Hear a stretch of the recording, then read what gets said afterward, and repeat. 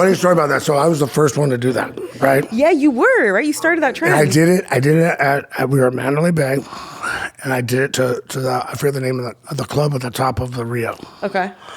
So I had my party with me at the Rio, and it took about it was about a 3 to 6 month lag before they had a meeting at Mandalay Properties and decided to call Dana up and say, hey, you're not allowed to do that anymore. Oh, I thought they were organizing it. I thought it was like part of their thing. Like you were promoting for them. They didn't care at first, but they're like, wait a minute, we're directing people to leave our property after the fight. We want them to stay and gamble and spend money. We don't want you spending money. So I had to switch all my parties to somewhere on every party after that was on the venue at the venue.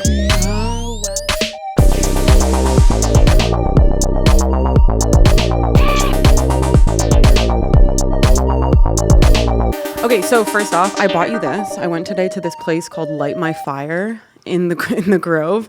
Scott told me you have a hot sauce obsession, so I picked a few. There's a pain and pleasure one. Oh no, sorry, pain and suffering, which seemed quite fitting. That's a level 8. These two are level 10s. Level 10 is spicy, but apparently it still tastes good. I like spicy. So if it's spicy and I still want to take, I could be burning my mouth. If I want to take another bite after the first one, great.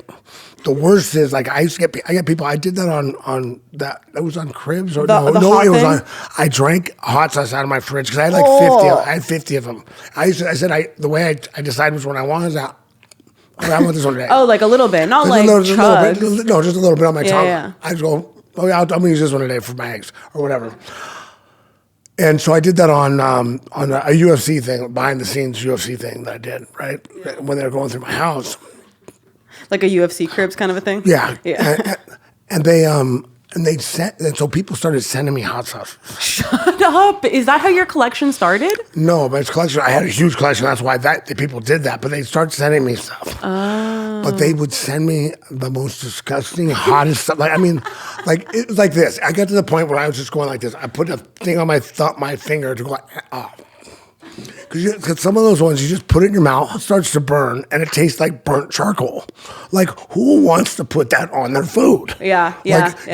As soon as you take that, you ruin your food.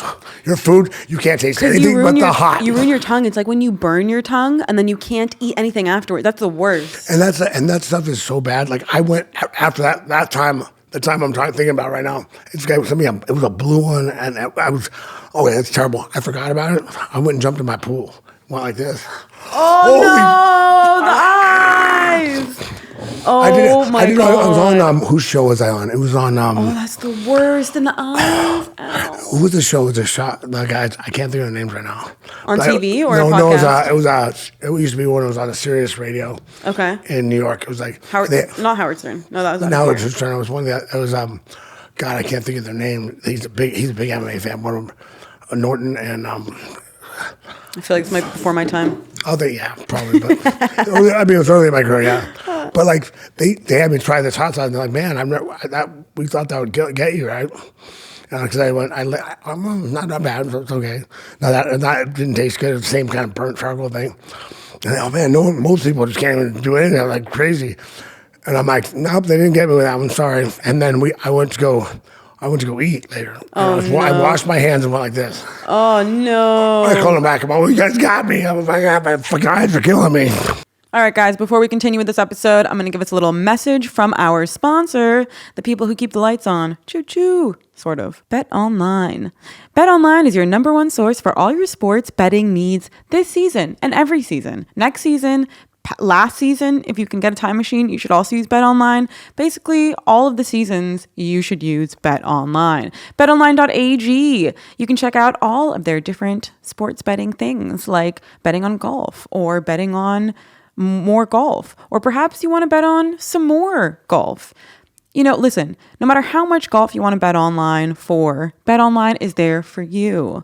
BetOnline.ag. Use our promo code BELIEVE, BLEAV, to get 50% off your welcome bonus. That's right. Just as I believe in you to bet successfully on golf, why don't you believe in me to use this promo code? BetOnline.ag, where the game starts. That got creative. Back to you in the studio, Sean. Oh my God, that's the worst. I once cut some hot peppers at my grandma's house and I didn't use gloves and I didn't realize how spicy they were and my hands were burning. I had my hands in 2 tubs of yogurt the whole night. I was in so much pain. It was horrible. Some of those hot, they're hot. It was horrible. I couldn't even believe, like my hands were, it was just god awful. But okay, so that's why when I went there, I actually asked, I said, I want something that still tastes good. So tastes good, but is like hot. And these are a pleasant burn. That's on the scale. There's a scale right here. That's awesome. 1 to 4 is wimpy. Oh, I went and did for the UFC. I did a winging contest with a guy. Oh, did you? He won some contests. Were they spicy or just to eat a lot? They were hot spicy. It was like each level of spice, right? Each one. Okay, fine. And so he quit on the 4th one, and I'm like, and my dumb ass figured like I made it to 4, I might as well do the 5th one. My mouth was burning for like 3 hours. It was like this ghost pepper stuff that tasted terrible. And I had to finish it because I started it because I'm a meathead. Right. Just cannot finish it. Don't know what. Couldn't tap out. Yeah, couldn't stop. Couldn't tap to the wings. I'm doing this. Go ahead. No. Have you ever gone on that Hot Ones show? What's that one? That like the one where they just eat really hot wings? No. That you should go on that. I feel like you'd probably be able to handle it. I can't imagine they're giving that hot of wings to these like superstars. Yeah, I don't know. Yeah, I can't imagine. I'd be surprised if they're. But see, when I start talking like that, and they can hear me talking like that, then they're gonna up it. They're gonna up it when I get there. Okay, this guy, because a lot of those guys, they probably go, look, man, I can't say it too hot, so I'm a wimp. Because I got friends who'll be like, hey, I'm pretty wimpy. Yeah. You know, I'm okay. So I was like, well, try it. You can try these ones. This is the hot end of where you can go in here. If you're wimpy, don't go past here. That's 1 to 4. Yeah. Wimpy. Yeah, you don't go past this one. You know, it's like, and for some people, that one's really hot. But like for other people, it's like, nah, nothing. So what's your current collection like? Do you have a nice collection still, or is it gone? When I got married, that was like that you need to limit yourself to. But I still got probably about 10 or 12 different ones. So an appropriate amount, like a nice collection, but usable. But not like you're never using this. Get rid of it. Like when was the last time you had that? Yeah. I actually I'm a fan. I'm quite a minimalist. I mean, not that you can tell in this room, but I do like to toss things out. All right. So another thing that I've heard about you that's super fun is that you guys used to paint your nails before each fight. How did that start? Oh, okay. I painted my toenails. Okay. Never your fingernails? Never my fingernails. I never got around to doing that. But the other fighters on my team, they did that. They were trying to get me that and my toenails. And I'm like, you know what? I'm not going to do it. So I was with Willa Ford after I was hanging out with her right after we did the show together. Willa Ford, the first Ultimate Fighter. Remember, she was the host. Yeah, cool. So me and her were hanging out in Florida. Nice. And we're walking through the mall. Yeah, she did host like the competitions and stuff. Yeah. And we were walking through the mall, and she's going to get her toes done. And she goes, your feet are disgusting. Why don't you just get a pedicure? We did go over this before the show started. Yeah. So I got Fred Flintstone feet. And I'm always on the ground. Always had my bare foot. I always wear flip-flops or just bare feet. So my feet, so get a pedicure. So we're doing that, and these guys have been trying to get me to paint my nails black forever. And black? The guys, why black? They're punk kids, man. They're all black. That's what they did. So I'm sitting there, and I go, you know what? Let me. I'm on. You know what? I'm doing. And the girl goes, hey, you want a color? I'm like, you know what? Yeah. Yeah. Why don't you paint them black? And then I thought about it. I'm like, no, I'm not giving in all the way. I want the big toe pink. So I got them all done. Big toes, bright pink. And everything else is black? And I take a picture. I send it to the guys. We all laugh. I forget about it. Now, I've never had my nails painted before, right? I don't know anything about them, right? I forgot all about it. I'm at a Charger game. I had a couple buddies, Kasim Osgood and Lorenzo Neal played for the Chargers. And so I was coming down to see them play, and I'm out there walking around. So about halftime, I look at my brother and go, what the hell is wrong with people today? People are coming up and going like this, and they're going, and they realized they looked at me like I'm crazy, and went like this, so walk off. Oh so they duck down and walk away, and I'm going, what the hell is going on? And I'm like, I look at my brother, I go, bro, what is wrong with people today? My brother goes, Chuck, look at your feet. I looked at him and I go, oh, I forgot my toenails were painted. So really, I did it as a joke the first time, and the reason I kept doing it was just the reactions I got.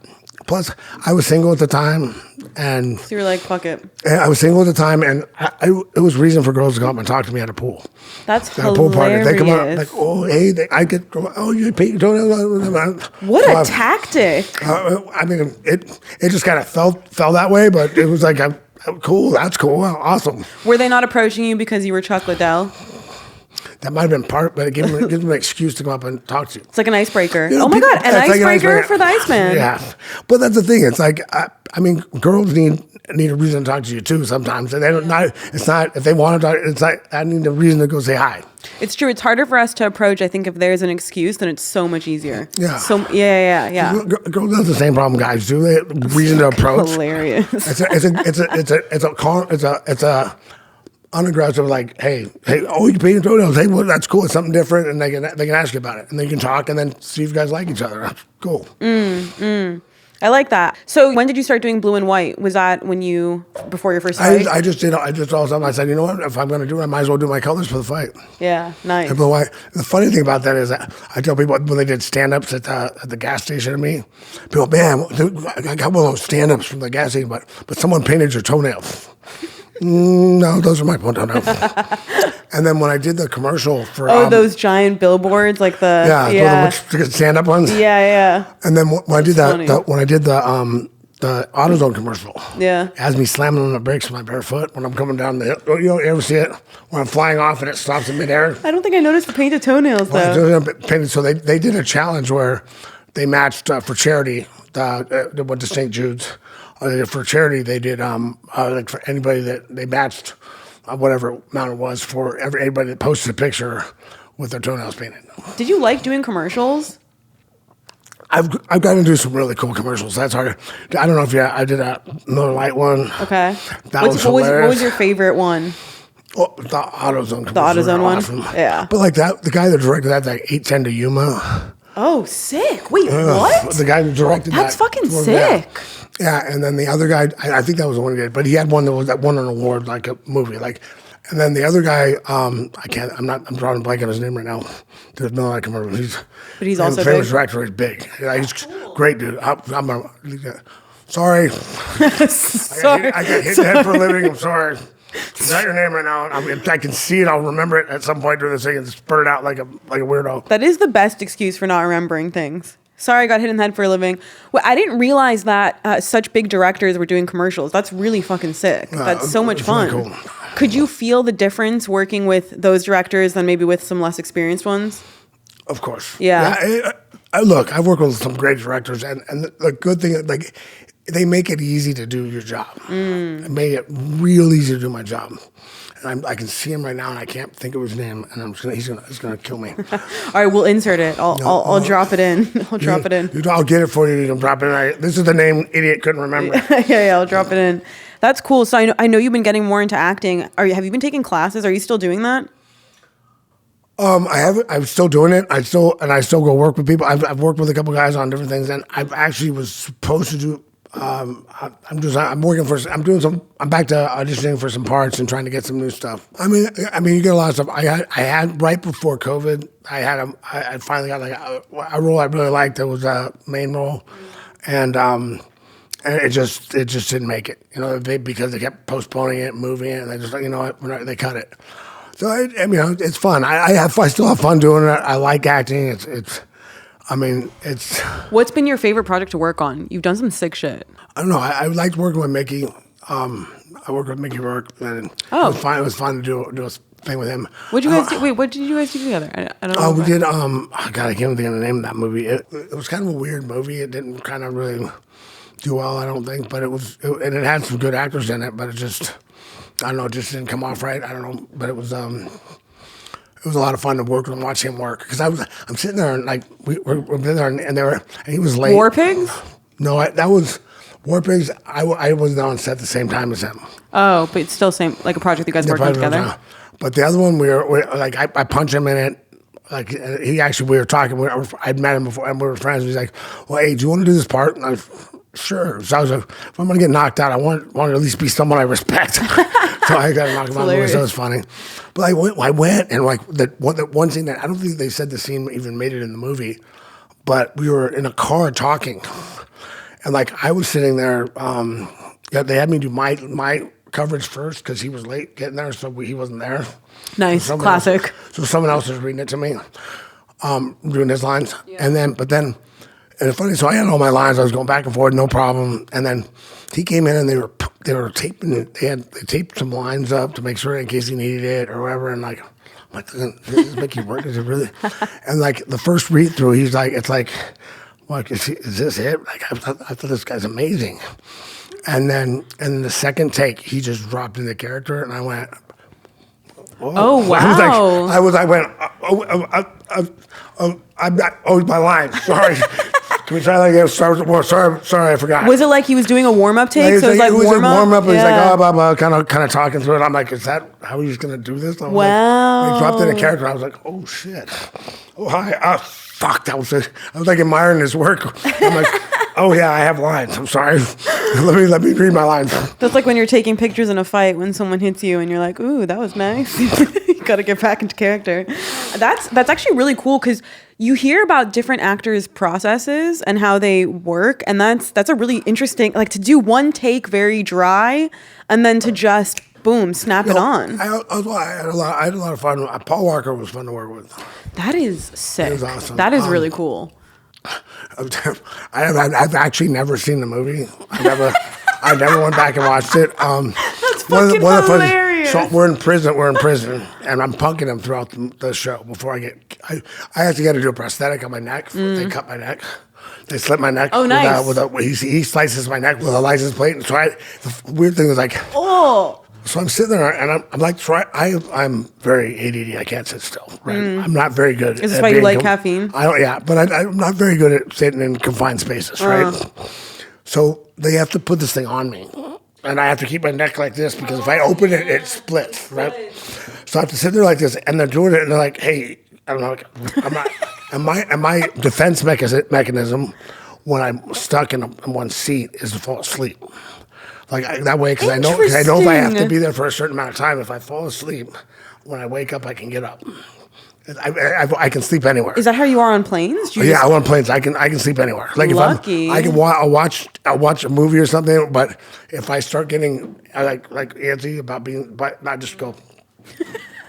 I'm just out. It's a fucking hilarious tactic. It's like a really interesting defense mechanism. Just pass out. I tell people if we're driving, I can stay up as long as you want me to and drive. But if you put me in the passenger seat, I'm done.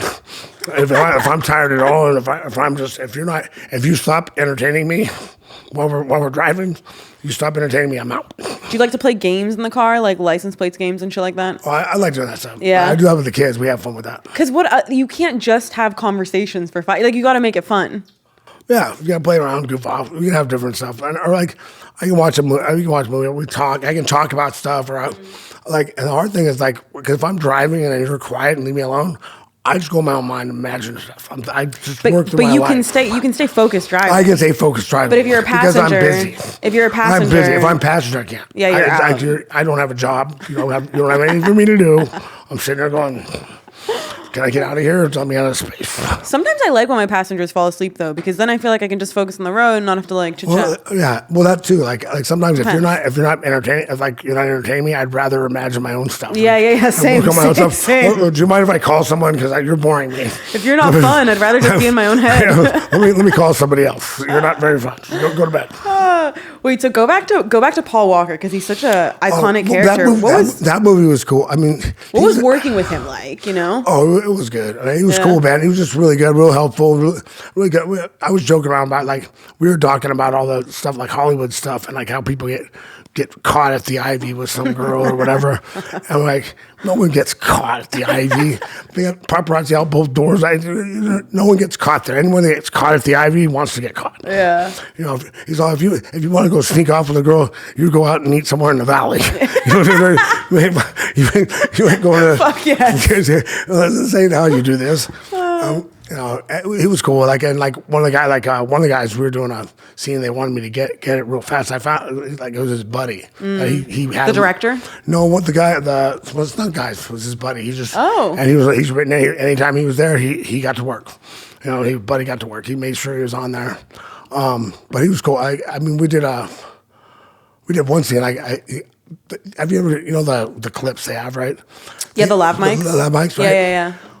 Would they mic you guys up? Yeah, they mic'd us up, and they forgot he had a vampire clip on, which means it's got two little metal hooks into the shirt, right? Oh God, did they and poke I him? had to push him, right? Oh. And it cut me from here to here. Oh fuck! The pins came the other way, so that went through, but it wasn't that bad. It was just we need another take. What are we gonna do? They're freaking out. I'm like, anyone got Vaseline?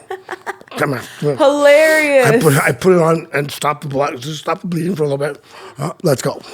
We'll do it. We got it. Go. Quick impromptu cutman action. Yeah, let me take care of it. You guys are fine. We'll be fine. They're so like, oh my God, 2 drops of blood. You're like, please, guys, please. Yeah, we did a shower scene. Not that. You did a shower scene with Paul together? Yeah, I slapped the soap out of his hand. I thought you were about to say slapped his ass. I slapped the soap out of his hand, like telling him to pick up soap. Wow, it was funny. That's fun.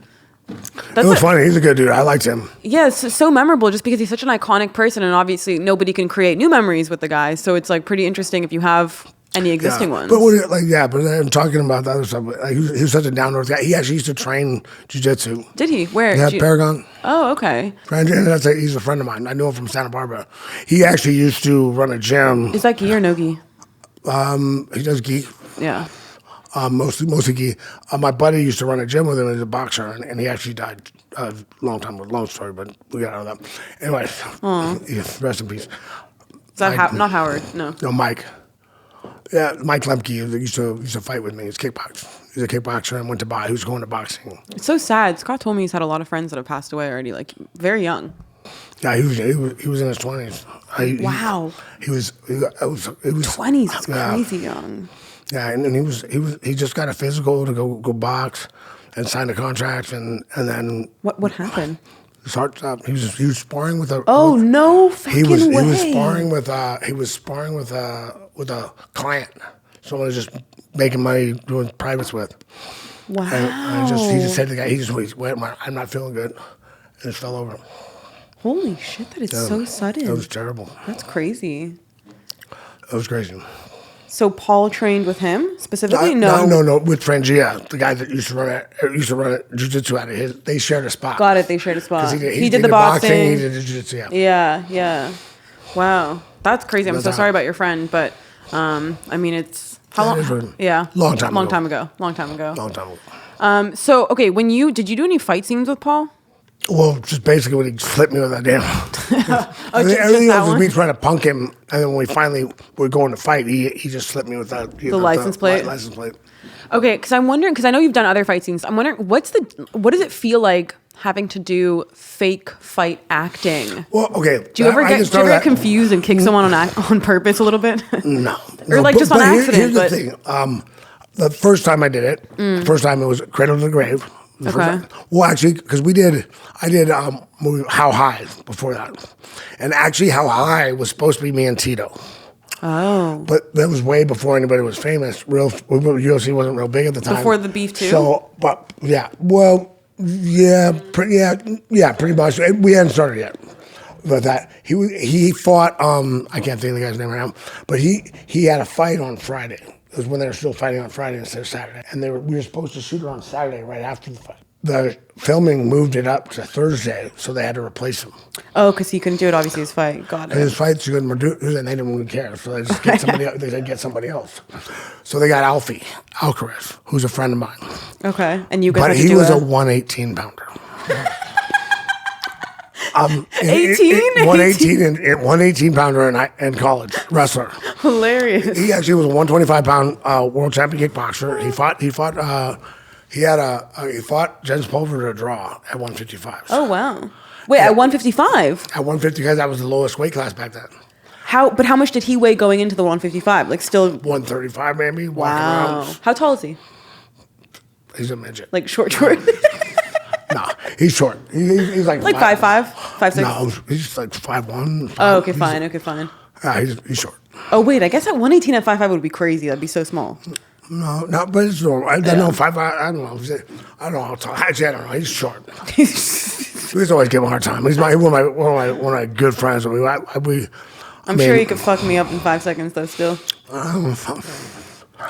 Don't say that. He's gonna get him all excited. A challenge. It's really like what? No, we won't go there right now. Hi, Alf. All right, so you guys had to do a fight scene together. So me and Alf did the fight scene together. I won't tell your story, but hi, how do they smell? No, you will. Anyway, you will tell me a story. You will tell me all the stories. I'll think about it maybe. All right. We'll ponder it over. We'll move from Celsius to something stronger, and then we'll get the story. Oh man, but like I said, if they had his weight class back then, he would have been world champ. He would have been a small 125 pounder, and at 155, the world champ. He had a split decision with the world champ. So yeah, it was pretty crazy. He's a tough little guy. It's insane some of the fights that happened back then. He could box and wrestle. I mean, he was just good. Yeah, he was a kickboxer and he could wrestle. He was a great wrestler.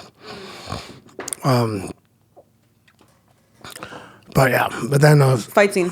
So that was that fight scene. But then we went on to. But when you're doing a fight scene like that, how does it feel to fake fight? What is is it easy for you? Is it more like just shadow boxing or something? Well, it was like because you can make it look real. Let me move on. So I'm in. So we're doing it with the guys.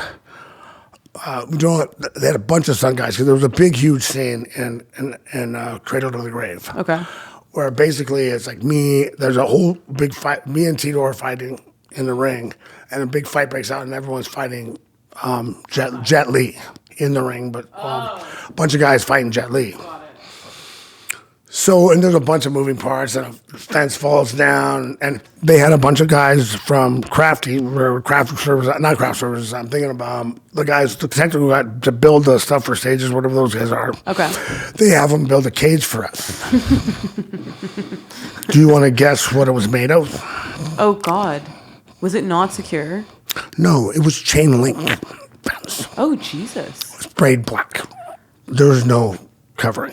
Okay. It was like putting your hat back on a cheese grater. Yeah. I was like, what? Like you do realize these have that our normal cages have plastic covering? Oh no, they do. Oh. But they're also not like that kind of chain link, right? It's not like it's not the same kind, is it? I don't know, but whatever it is, it's covered. Okay. It doesn't have. It's not straight metal. Yeah. It's not shaving off your back. Anytime you bounce off that thing, it's like, ow. But we were laughing about it. But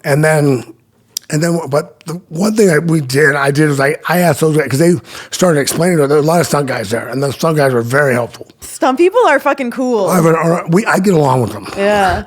There's a thing about, I mean, they're kind of crazy like we are. Yeah, they're kind of like fighters. They're like fighters. They're kind of nuts. Yeah. Those guys we all have a little bit of a screw. You have to have a screw loose to do what we do. It is what it is. They also get hit in the head a bit for a living too. Yeah, and they have different screws loose, but we're all the same ballpark. Yeah. So, but I'm one of the, I like to learn from people who know what they're doing. But they're like, look at this. Like, let me show you this on camera, and they show us. Like, done right, I can miss you by this much, and it looks way better than if I just grazed you. Really? Oh yeah. So from the right angle, you know what it made me think too in a fight. So you go full force, just you miss them? Is that what it is? This far. Wow. From the right angle, that looks, if they react at the right time, and you throw it at that, it looks way better than you trying to tap them. And I just hit them not too hard, or just hit them a little bit. Yeah, because I always wonder how it looks so legit. But they just got to get the right angle and the right thing, and it looks great. Because it's almost impossible to stop. Yeah, you can't. And me tapping you, it's going to have to throw it slow. Yeah, and you can't. Or you just speed it up. Like, it was like, so it would look weird. And we can beat each other up. Me and Tito were going, man, you guys don't have to hit each other like that. It's like, because I was trying to make it look good and hitting each other. Yeah. And it was like, they're like, chill, this is a movie. But they were real helpful, and we had a lot of time. I mean, we were there for 10 days. Where'd you guys shoot? We were supposed to be in LA, downtown LA, somewhere else thing. And we were supposed to do 3 days. And it turned into like 10. And we had overtime, but I was making like $1,000 a day. I'm like, Sorry, sure. Are they looking for anyone? No. No. And at the time, my next fight was going to be 5 and 5. So Wow, 5,000, my 5 and 5,000 5. to show and 5,000 to win, more to win. So I'm right, and right now I'm making $1,000 a day. I'm good. We can do this. They're like, sorry, we have to do a couple more days. I'm like, we're fine with that. Yeah. Wait, when you were making 5 and 5, what level were you at? Like, what fight had you just gone through? That 5 and 5. My first one was Paul Jones. Okay, that was your first one. No. So you were making. So what were you making before 5 and 5? Even less. They offered when Dana became my manager back in the day. Right. Dana became my manager. Right. That's right. He did manage you, which is so cool. The first contract the UFC offered me was for a year contract was 1 and 1, 2 and 2, and 3 and 3. That's crazy. And Dana's like, if he wins them all, he gets $12,000, and you want us to sign an exclusive contract? Hell no. Not gonna do it. And then he had me fight in the IFC for Paul Smith. Okay. And he's like, the only thing he said, Chuck, you got to win this fight. How much was that one for? If I remember right, it totaled out at, I think it was 4 and 2.5 or something, like 6.5. Okay, so still significantly better than the UFC deal. Yeah, 1 and 1. Yeah. But and I went over there and man, I gave it to. I did. It was a catch weight fight at 195 because he was coming up from 85. And to be honest, I give Steve Heath was the guy's name, tough guy. I give him a lot of respect because I beat him in my only ever submission match. Oh. I competed. I beat him like 5-1 or something in a submission match already. Okay. And then to fight me in a fight, like, wait, I beat you in a submission. That's your thing, is submissions. Yeah. And you want to fight me? Now, they did do a day. They made me do a day of weigh-in. Okay. So I had to weigh in at 12. I had to weigh in at 12, and then fight that night. Did you cut anything for that or no? I lost 19.5 pounds. In how many days? One day. Shut the fuck up. What happened? Here's what happened. That was my what. They moved the fight 3 weeks. 3 weeks earlier. No, later. Oh. And we, as a team, with the pit fight team, we always do like a 1 year trip to Hawaii. So everyone planned it right after my fight. Okay. So my whole fight team, I bought tickets. We weren't making any money. Oh, and they moved it 3 weeks later. So like 2 weeks later or whatever. So we're in Hawaii for a week. You're we on all a flew to fucking Hawaii for a vacation week. 3 weeks before your fight. So when I went to Hawaii, I was supposed to lose 5 more pounds so I could be 10 pounds over. Okay. So I was about, and I like locomocos and Spam and Subi, and I didn't step on the scale the whole time I was there. So instead of losing 5 pounds, even though we worked out a lot, instead of losing 5 pounds, I put on 5 pounds. I mean, to be fair, you're on vacation. A little hard to lose weight on vacation. So I show up, and I'm like, the day before, I was 19.5 over, and I'm like, oh. So I started cutting weight that night. I just got sauna down, made weight by about 11. They made me wait till 12 to weigh in. I was pissed. I was cramping. Oh, you made weight already at 11. You wanted to weigh in. They wouldn't wait. They wouldn't let me go, and I waited. I went till 12. Oh yeah, that wasn't good. That wasn't a good idea. How much did you rehydrate after the weigh-in? I wouldn't know how much I did. I did the best I could. I was cramping a little bit when I was when I was warming up. So I think that's probably why he made it through the first round, because I didn't want to be over aggressive and cramp. Is that what happens if you have a tough weigh-in? You get like really bad cramps. So that's the only really tough weight cut I had like that. But not usually. I don't usually get. I've never had that problem. But I've never. That's the most weight I've cut in one day, to have a day of weigh-in. Not have to wait. Not be able to wait till the next day to fight. Yeah, that's pretty intense. So I went out there and I knocked him. That was one of the 2 fights where I really was worried about it. He wasn't moving for enough time. I was worried about him. Oh, after the knockout? I hit him with the right. I hit him with the right hand, and I think his girlfriend thought he was out with the right hand because I kicked him in the head after the right hand. So he bounced off the cage and I caught him in the head, and he just folded. Jesus. And he didn't move for a while. That was one of those where I sat. I'm like, okay, please move. Oh yeah, he's moving. All right. It is crazy that nobody's really like died I mean, it's just kind of insane. Or like, at least it doesn't happen more commonly. I know in boxing it does, but it's nuts that it doesn't happen more. Some of those knockouts are really scary. The people are out. Yeah, well, I mean, I think usually when someone has the issue where they end up dying, it's usually from a previous issue that gets triggered. Something gets triggered. They're already damaged. It seems like it to me, the stuff I've seen, but who knows? What does it feel like to wake up from a knockout? What's that sensation? You don't remember. Do you remember what you were doing right before? It depends on how bad you're knocked out. I had a guy I know, and a great friend of mine, Jason Von Flue, tough guy, the Von Flue choke. Oh, the Von Flue choke. The Von Flue, Jason Von Flue. Fuck me up. One of his fights, he actually, the guy tapped, and they didn't catch the guy tapping in the round before. The bell went, he was tapping, and blah, blah, and I'm like, I went nuts. Like, and they still like, okay, come on, Mo, you kick us out, let's just go.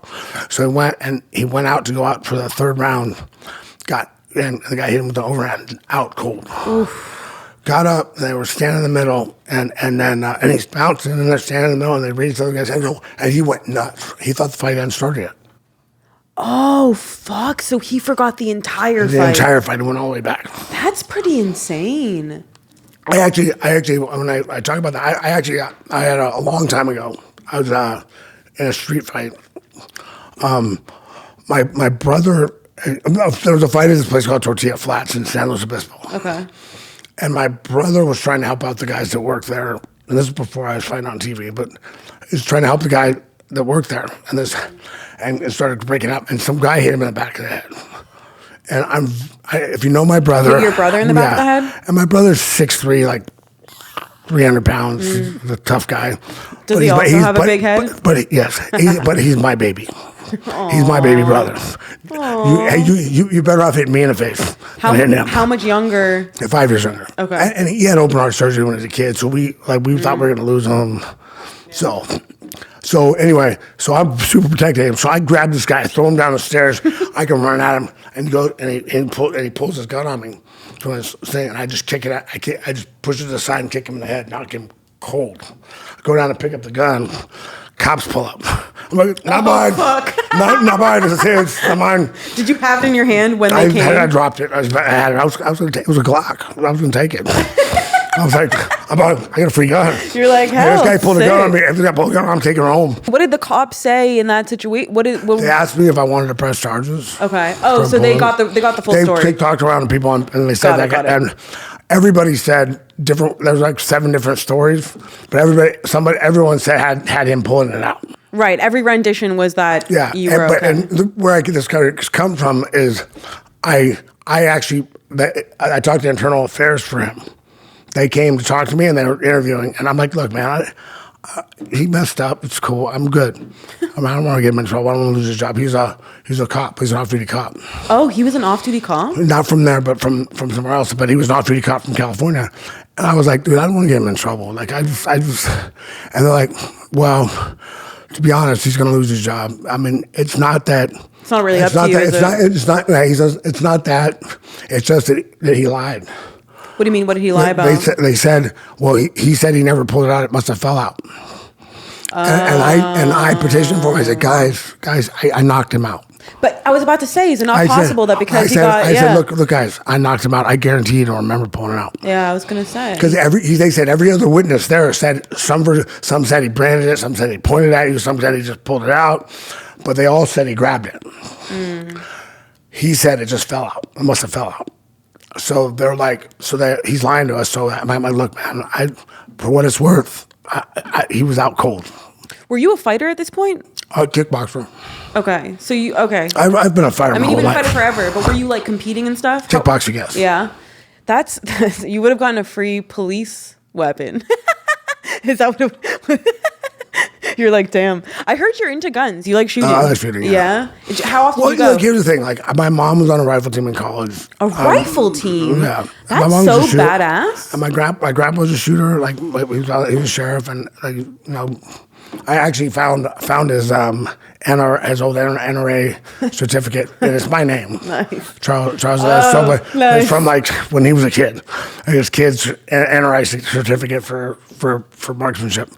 So it's pretty cool. I thought it was funny, but That is cool. I really got, I was never big on, I got bored at shooting targets. I shoot okay, it wasn't that exciting. But a friend of mine, this guy, Steve Hopwood, not that matters, but he's a good friend of mine. And he was going to pick up his gun from Terran Tactical that he bought. So why don't you come with me and go shoot? And I said, okay. And we went out there and they were like, then they're like, okay, now you're going to draw and you're going to shoot that target, that target, that target. Then you're going to run over here and shoot that target. And I'm like, and they're timing you. And I'm like, and then shit, I start moving and shooting. I can't hit the broadside of a barn. I'm like, what the hell? Like this. It's like tactical training kind of. Yeah. So I started doing that, and it's just so much fun. Like that for me now, it makes it competition. So now I can, even as just competing with myself, it's okay. How fast can I draw it? You get it ready, boom, boom, boom, boom, and I can. It's impressive. And now I've done simulations training. Like the first time I went in a room with a buddy of mine, we had 10 rounds in each gun. Simulations. We were probably it would be like you and me fighting from over there to here. And I shot 10 times and hit him twice. You shot at him? At him 10 times and hit him twice. He hit me once.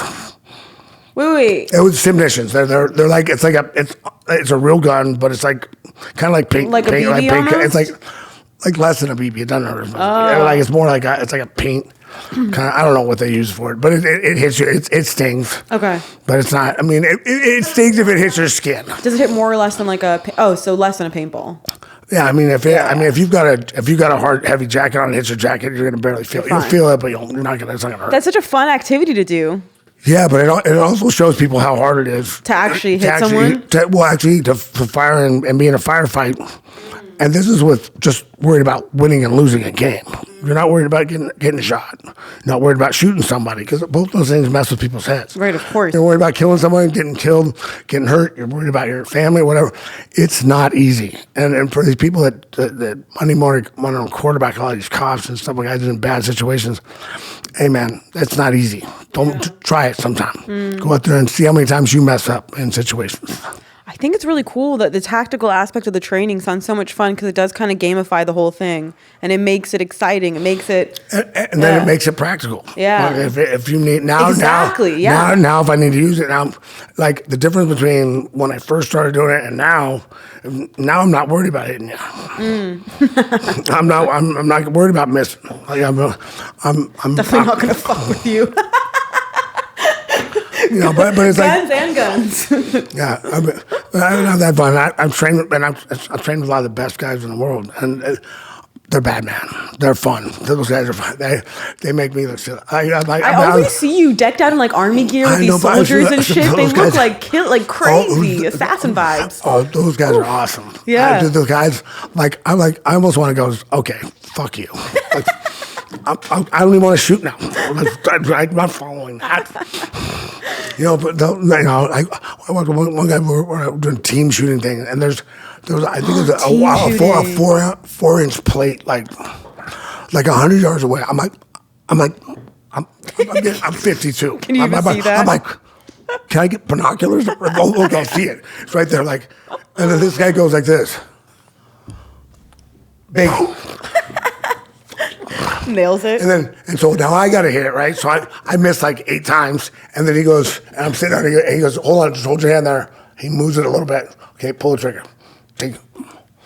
Damn. Okay, thanks. Because we were doing a team thing. All three of us had to hit it. People have crazy ass aim. Like, people are so good at things. It's pretty insane to see when they pull that mic next to you. Oh, sorry. My guy, I'm terrible with mics. I do that all the time. It's fine. Good thing the one thing I have to hold, I'm terrible. The people make me hold a mic. Oh my God. I don't know how people do podcasts and make their guests hold a mic. That's like exhausting to me. When you tell me to hold a mic, because I can't not move my hands when I talk. Yeah, so you're just like this and this and this. Like, can you put that next to you? Yeah, no. I'm like, you need to put if you're gonna give me one of these and you want me to look like I'm using one of those, they have to lob me. Oh, that's hilarious. They'll mic you up and then they'll also give you one to hold. They want it to look like you're using it. Yeah, that's fucking hilarious. That's fine. You're gonna laugh. If you're gonna, I just tell them now. But you learn those things, and I go, look, if you want me to use that, you need to lob me. Yeah. They're like, okay. But that's smart. At least now you know. You have to learn, live and learn. So okay, so the team shooting thing that you guys were doing, is that something that you do a lot? No, but it's fun. It's fun. I go out. my buddy's charity out there. Will you take me to shoot guns? Yeah. I'm like dying to learn how, actually. I've always thought that they were very cool, but I don't even know where to go. I don't even. Yeah, it's fun. There's a lot of places you can go, but just get out with someone that knows what they're doing and help. Should we try and make Scott come shoot guns? I brought him out last time I went. Did you? Yeah. Okay, amazing. Because he's like, I mean, I don't know, he doesn't love guns, but I feel like he would like to shoot them. Oh yeah, he was out there. It's cool. Yeah. Okay. Sick. So we should come out. We'll go out sometime when it's not. He came out on a busy day though. So no, I want a calm day. I like a calm day because that's what I tell people. I'm like, look, there's a bunch of people out there doing. We're not going to get a lot of shooting in. Yeah. Because they're trying to do all the social media stuff and all that. I'm like, if you want to come in on a shooting day, come another day. Yeah. No, I like it when I also like the ability to be bad at things when I'm trying new stuff. So I don't like too many people around because then I feel like you get more practice time. You know what I mean? Yeah. It's like jiu-jitsu. I like going to the afternoon classes because there's nobody fucking there. Like it's, 10 people versus 50 at night. It's just a different story. Different. Yeah, that's totally different. I just don't like being rolled over. Like someone gets hurt from somebody rolling into them. Like, that's the fucking worst. But that happens all the time at the night classes. There's no room. Yeah, I can't do it. Like I've seen it. Like I used to laugh. Like 'cause we get some of these guys. Well, not laugh, but you get like some of these guys. This guy, he blew his knee. I'm getting ready for a fight. That's just like I'm like, that's the how worst. did anyone get anywhere near him? He's got to fight in 3 weeks. Like at our gym, if anybody rolled into me from somewhere else when I'm in training camp, it's fucked up. John will kill him. I think they better run and hide. I mean, he might shoot him. Well, also the headbutting too. That's happened before. It's like really, if you're rolling straight back, that's what I'm saying. It's I mean, just painful. running into other people. It's like, and like space. Like especially when you're training for a big fight. Like there should be nobody hurting you from the side. But if you're in training camp, how many? Like, are you going to the classes with a bunch of other people, or are you more focused with your own smaller camp? We had a whole fight team there, but they would just separate. Okay, Chuck and his people are in the ring. Right. The people working with them are here. Now we'll move to, and then we do the rest of the team training. Okay. So you still would do team training when you're in fight camp. That would be like part of it. It wouldn't just be a specific like Chuck only camp. Yeah, and I used to always say I always take a lot of time off after, but I really didn't. Because not all the time. What time off did you take? I felt like you were always fighting. I averaged about 3 fights every 2 years. But because there wasn't that many fights. Oh, that's right. Because the numbers. There's only 5 fights a year. Oh my God, I was wondering how. Because when I kept looking at the event numbers, I'm like, how is he fighting so fucking frequently? This is insane. It would be like 52, 50 this, and it just seemed so crazy. But there's only 5 a year. Got it. I would have fought a lot. Them out. Honestly, if it was like it is now, today, I would have fought every 8 weeks if I could. That makes so much more sense now. Because look, if I was healthy after a fight, I'm ready to go. Because I loved.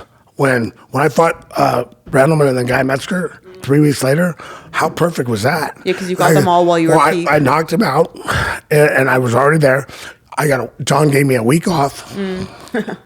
Did you go to Hawaii? Did you go to Hawaii then too? No, I was already planning on staying out in because it was in New Jersey. And I was staying with my relatives in New Jersey. Okay. So I stayed out there for a week. John just said, "Hey, hit the gym, do whatever you want to do, just get a little workout in." 5 times during the week I was gone. I said, okay. And then I come home. He put in the game plan for a week. Wait, your week off was still 5 days of workouts? Well, it was a like lighter workout. Just go in and move around. He didn't want me sitting stagnant for a week. Right. He just wanted me to go in there, throw a few weights around, keep your muscles loose. Yeah, go hit a bag, or even just don't hit a bag and just walk around, or go hiking. I don't care, just whatever. Go do something. And then I came back. He put in the game plan for a week, and then we went to Japan. Oh, that was when I was in Japan. Yeah, and I fought Guy Metzger in Pride. You fought in Japan a couple times, right? How is fighting in Japan? Did you like it?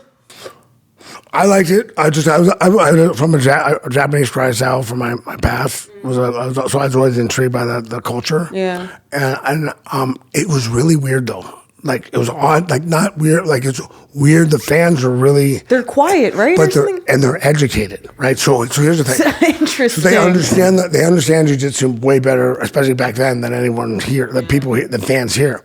So they'd actually, they hear like someone pass a guard and they'll, ooh. So funny story. Dan Anderson was fighting after me. Okay. On a show. Who was he fighting? I don't remember. But the only reason I remember was it was Dan Anderson because I was yelling for him. So I'm up on the first risers, and I walk out to go watch him because I want to see him up there. I got my headphones on. I'm out there and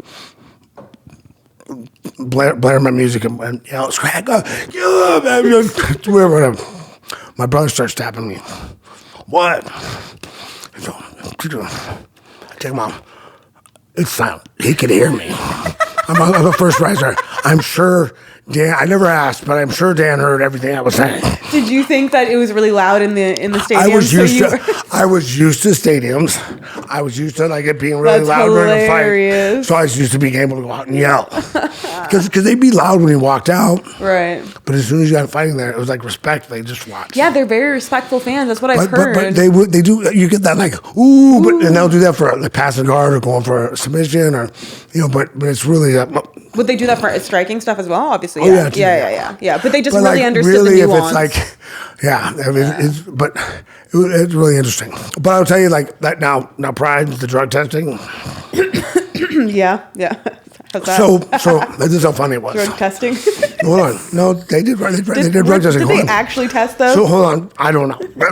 Let me explain. So I get there, right? I walk in. I'm used to the UFC. We got the commission. We got people before the fight and after the fight, right? So I come in. I go. They give me a cup. I said, okay, what do you want me to pee? Because usually in the state, they watch you pee. Right. They're with you. They watch you. Right. I had a couple of times where I couldn't pee right after the fight because I was dehydrated or something. I was trying to pee, couldn't. I had the commission follow me to my room. It was the worst because I drank a bunch of fluid, a bunch of Gatorade trying to pee. Were you nervous because someone was watching you too? No, I didn't care. I don't care about that. Anyone knows me, no, I don't get that. Everyone that knows me knows I have no shame. I don't care. That would be fucking hilarious if that was like your weakness. But like after the fight, I was like a little dehydrated. I was having a hard time peeing, so I'd have to go to my. So they followed me up to my room before, like, and I watch you. They wait till you pee, and they watch you pee, and take the cup away and go. Right. Got it. What really sucks about that is now I'm drinking all this water and I broke the seal. So now I'm going out to party afterward. And I'm pissing every 30 minutes. But Jesus, I got pee again. So anyway. So that's UFC drug test. As a UFC drug test. Now, see, that wasn't run by the UFC. That's run by the commission. The commission, right? Okay. But the American commission. The American commission. So we're in Japan. So we go in the back. They hand me a cup. I said, where do you want me to pee? They pointed down the hallway. So I'm walking down the hallway. Take a left and a right, and I go into a regular bathroom with other people in it. You're like, what a luxury. I'm like, and I pee in the cup, and I come back with this pee in the cup, and I go, I'm like, where do you want me to put it? On that table over there. With a bunch of other cups? I'm looking around with a bunch of other cups. I'm looking around going, are they fucking serious? I'm thinking like, look, I know I'm clean, but I don't even want to put it over there because I don't want to get mixed up with somebody else's. Oh shit! You're worried that your shit is gonna get. You're like, listen. I know I'm clean. This is too irresponsible system. Let me put some tape on this and can I sign my name here? Look, this is mine. But that was like okay. So they were doing having you pee in a cup to say they peed in a cup because there's no reason for them to test any of those things because. Anybody could. I could have had you pee for me. Yeah, I wouldn't have passed. I mean, depending on what they're testing for. I was I do remember when Randleman, God rest his soul, but he's a great dude. He's a good dude. I liked him, but like he got busted for non-human pee in Nevada. I was like, when that happened, I'm like. Wait, non-human being. Wait, he couldn't find one friend to pee for him. Wait, non-human pee, that's the funniest thing to get busted for. All I could think of in my head was like, you couldn't find one friend? Not one. Like, you don't have one. Socialize. That's you couldn't find one friend that's clean. Wait, what did they specify what animal? Just non-human. No, I think they said non-human. Probably a dog. It was something like that. I just laughed about it. It was funny. I don't know. It might have been like I some. I want to know how he stuff. collected that pee, that non-human pee. You think maybe he just bought it? Probably. It was probably bought somewhere. He probably bought it and it was bad pee. His not. I heard a story before. I can never say any names or any people, but I heard something about a guy wearing a Whizzinator through a fight so he could pee after. Wearing a what? Whizzinator. What the fuck is that? I guess it's like a prosthetic thing so you can pee. Like, look like you're peeing. No so way. When they're watching, they kind of so see he had something. to have that in his cup the entire fight, and then guess. That's fucking crazy. Okay, Someone told me that. I was like, that's crazy. I don't know if it's true. I have no confirmation, but that was funny. I mean, I'll choose to believe it just because it's a good story. But Yeah. but steroid use back then was so much more common, no? Because people got away with it more. Well, I mean, back then the thing was Especially Pride, I heard. well, Pride, yeah. Well, Pride, obviously they didn't care. But the thing was too, like, I mean, if you look at the fighters. But the thing is that back then too, like, it's one of those things. You know when you're getting tested. They know when they're getting tested. If you know, it used to be you're tested for the fight. Got it. There wasn't random testing. There was no random testing. There was no, So I mean, it was. I mean, if you knew when you're getting tested, so you probably should come up clean. At least figure it out by then. At least figure out. That's fucking hilarious. Or maybe even figure out they're not going to come up clean and not fight. Just pull out. Knee injury. So you don't get fined. Did they test for actual drugs back then, like cocaine and shit like that too? No. Not just steroids. Yeah.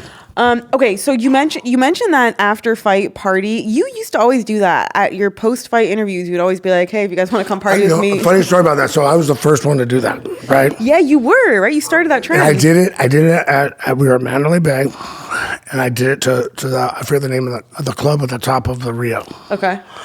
So I had to come party with me at the Rio, and it took about it was about a 3 to 6 month lag before they had a meeting at Mandalay Properties and decided to call Dana up and say, "Hey, you're not allowed to do that anymore." Oh, I thought they were organizing it. I thought it was like part of their thing. Like you were promoting for them. They didn't care at first, but they're like, "Wait a minute, we're directing people to leave our property after the fight. We want them to stay and gamble and spend money. We don't want you spending money." So I had to switch all my parties to somewhere on every party after that was on the venue at the venue. Oh wow! Well, I think I got one more in out of the venue, but then after that they're all at the venue. At the venues. So because I had always if I wanted to announce it, I had to be at somewhere else. Were there parties that you didn't announce? There's obviously right. if I could do that, but you can't. I mean, it was just fair. I mean, they're having the event at their place. They want people to stay there. Yeah, of course. And I'm like, that was fine. It didn't matter to me. I did those parties for my fans. Like I really, I mean, if you ask anybody, like I did the Studio 54 party, and I went by every table that someone bought and took pictures of people. Scott told me that you're really nice about that. That he thinks it's crazy. Like sometimes at dinner, you guys will just be sat there and people will come nonstop, and you're just super. I mean, it gets hard. I do my best. You know, fans sometimes forget time and a place, but most of the time I'm good with it. It's okay.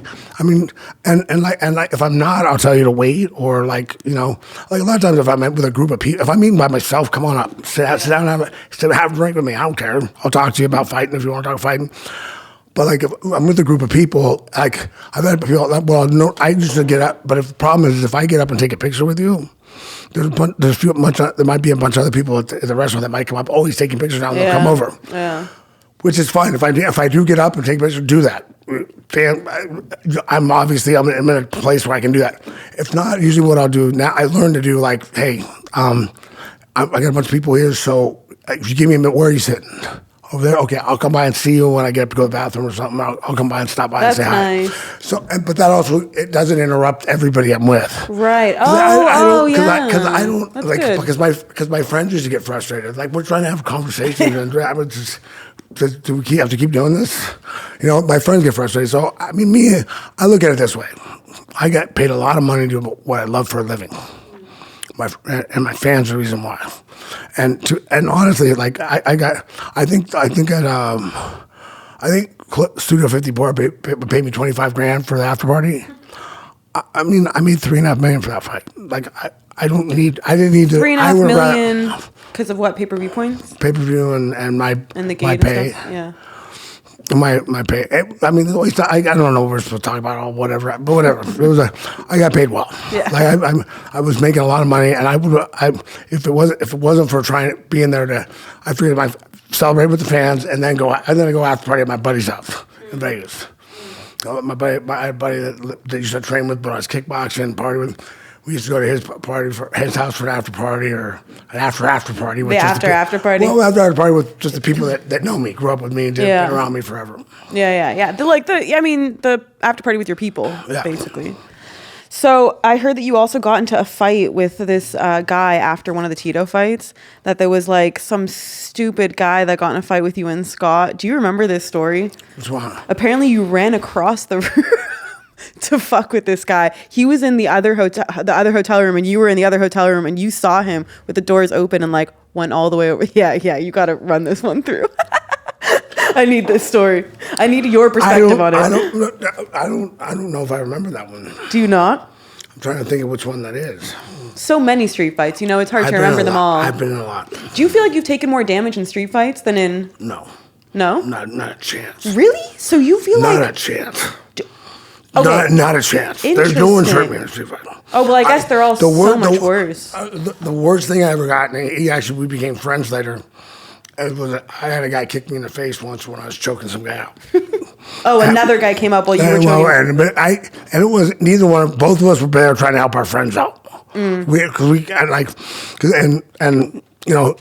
he ran over. My buddies were getting beat up. Some big dude was like doing it, and so I just slept behind him and choked him out. I never used to do that, but I was figuring I'm trying to just calm these guys down. And then while I choked him, what do you mean? Like you would usually just punch him instead of? I used to just kick and punch. Yeah. And after that, I always kicked and punch again. I was done choking anybody. Why? Because you're so susceptible. Because when there's more than one person, and I mean, I got a black eye, but other than that, it wasn't that bad. But right then, the cops showed up right after he kicked me, and I wound up meeting him a month later, and we started training together. He was a karate guy, and we both were talking about him. And he didn't know it was me, I didn't know it was him, but we kind of figured it out later.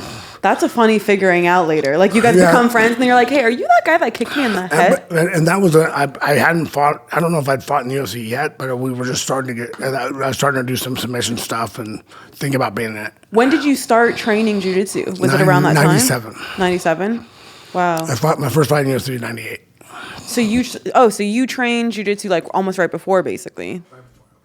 Did you? I wrestled in high school and college. I was gonna say, did you feel like you had a leg up because of the wrestling? Yeah, 100%. Because it's so. Here's the thing. Here's what I did. The smart thing that I did when I started was I concentrated on about 30%.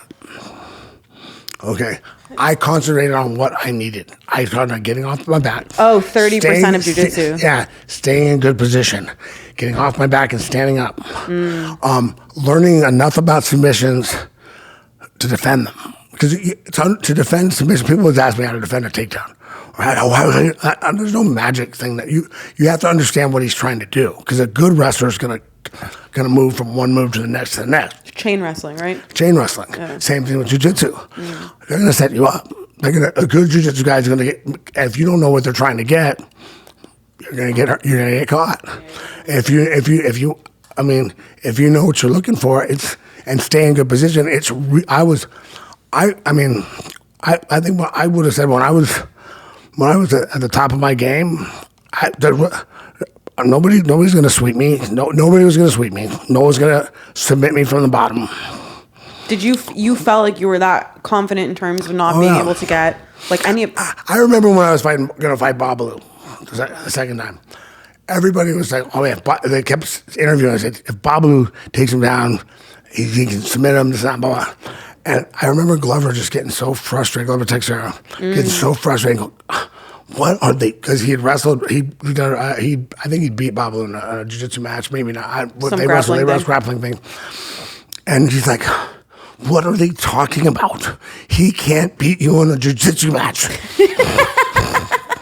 He's like, I love that guy. He's like, he can't do it. He's not going to be able to do it.